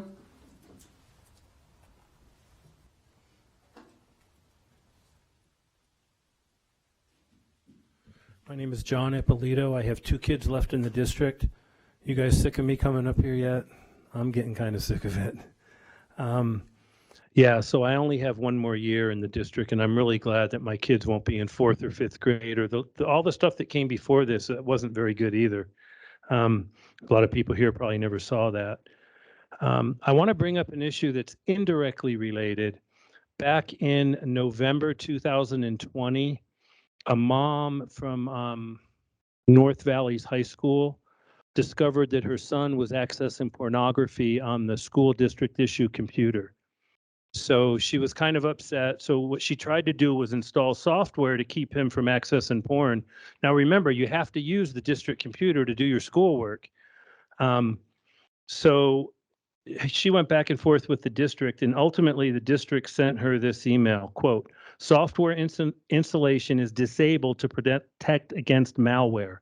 There is an umbrella content filter as a fail-safe to the safe search. The protections have to be all or none.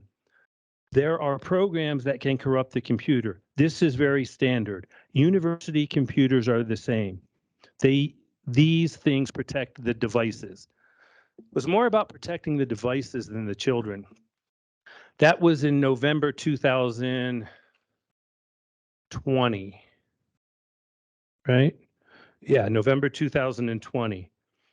Fast forward, last month, kids at Nick Polikitis are accessing Pornhub on their school district issued computers. So another mom, oh, and the first mom from North Valleys, ultimately she was able to go into the school and the district did something to her computer so her son couldn't access porn anymore. But we don't know about the other 64,000 kids in the district. Is that how many there are? You can see it on Protect Nevada Children. The whole thing is laid out. A year and a half later, kids are accessing Pornhub at Nick Polikitis on their school district issued devices. And the mom was actually here earlier, but she couldn't wait you guys out. She knew she'd have to wait till the end to make comments. So she was pretty livid when she learned that.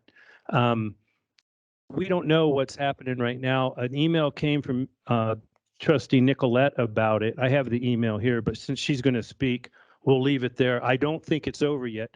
For that mom, it certainly isn't over. Thank you very much. Oh, you can find 1,500 of us on Facebook at Protect Nevada Children. Thank you, Mr. Abolito. You're welcome. Margaret Martini?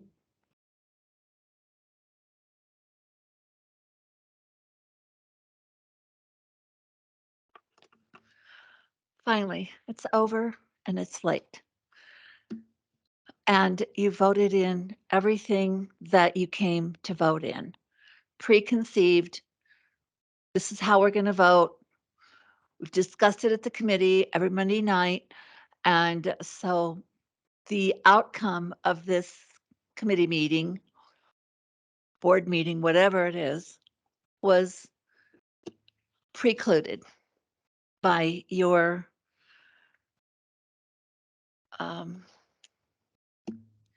inability to protect our children. So you've disenfranchised probably 80% of the parents who, if they really understood what you just did tonight, to make recommendations to the board, and I pretty much have no hopes for the board to make any changes on this. So 80% of the parents you've probably disenfranchised. This school district's curriculum is an abomination, all of it, from the fact that the kids can't read, write, understand history, math, or science, to the curriculum that you're teaching on social and emotional learning, and your curriculum that you're teaching tonight on body parts. This is not, invasion of the body snatchers. These are small children that you're teaching this inappropriate curriculum to.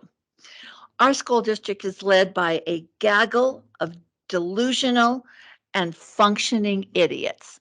And I think that the committees that they select are pretty much the same because the result is as we see it tonight. Thank you. Thank you, Ms. Martini. Victoria Meyer?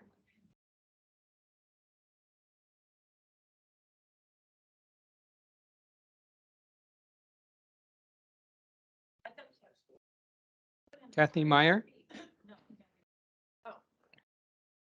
Kathy Reyes?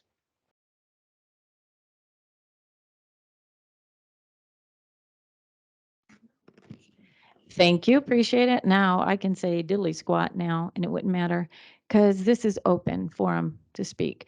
Now with you guys, you put yourself in this position and applied for this job knowing that you were going to make decisions that weren't going to be favorable to a certain group of people. And the saddest thing is if there was 64,000 students, obviously out of those 64,000 students, each has to have a mom and dad. And let's just go 63,000 students with mom and dads, and 126,000 of those parents showed up today at this venue to let you know we don't appreciate this proposal that you want to move towards the board to get approved. This is not age appropriate.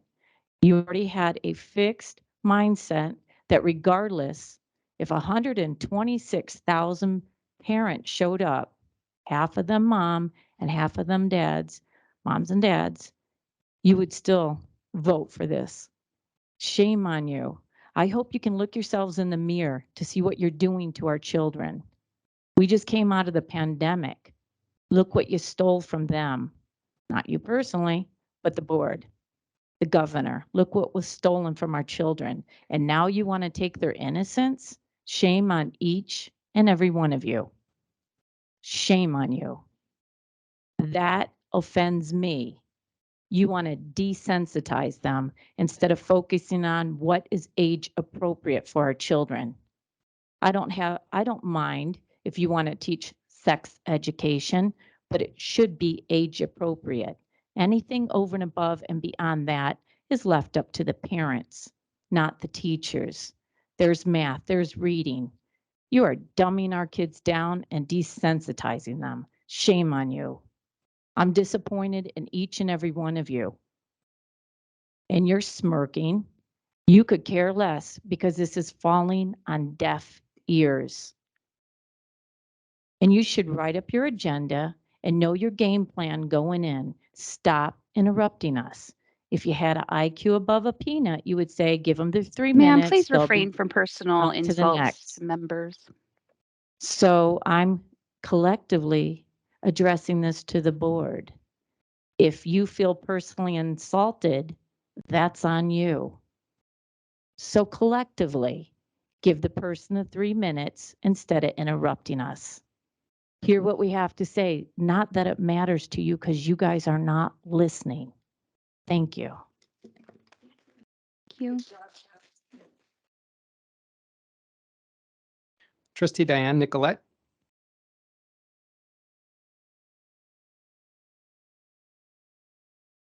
Thank you. Good evening, almost good morning.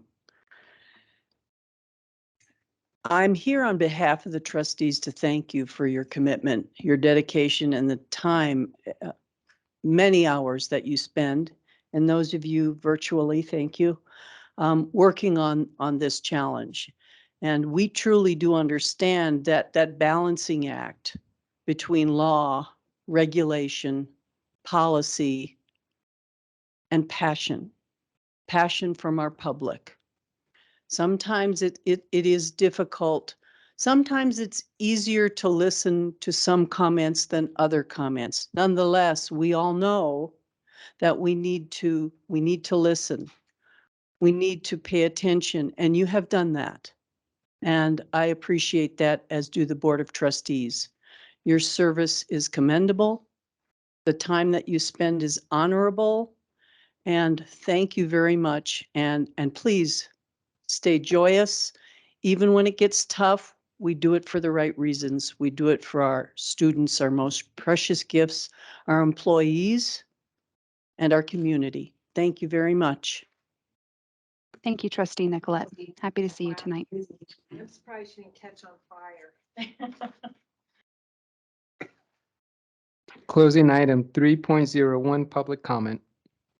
Thank you, sir. All right, 3.02, a next announcement of our next meeting will be September 12th, 2022.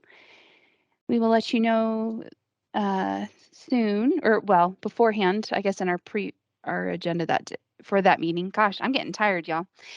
What the location will be. All right, and item 3.03 at 9:56 p.m. We are adjourned. Stay safe.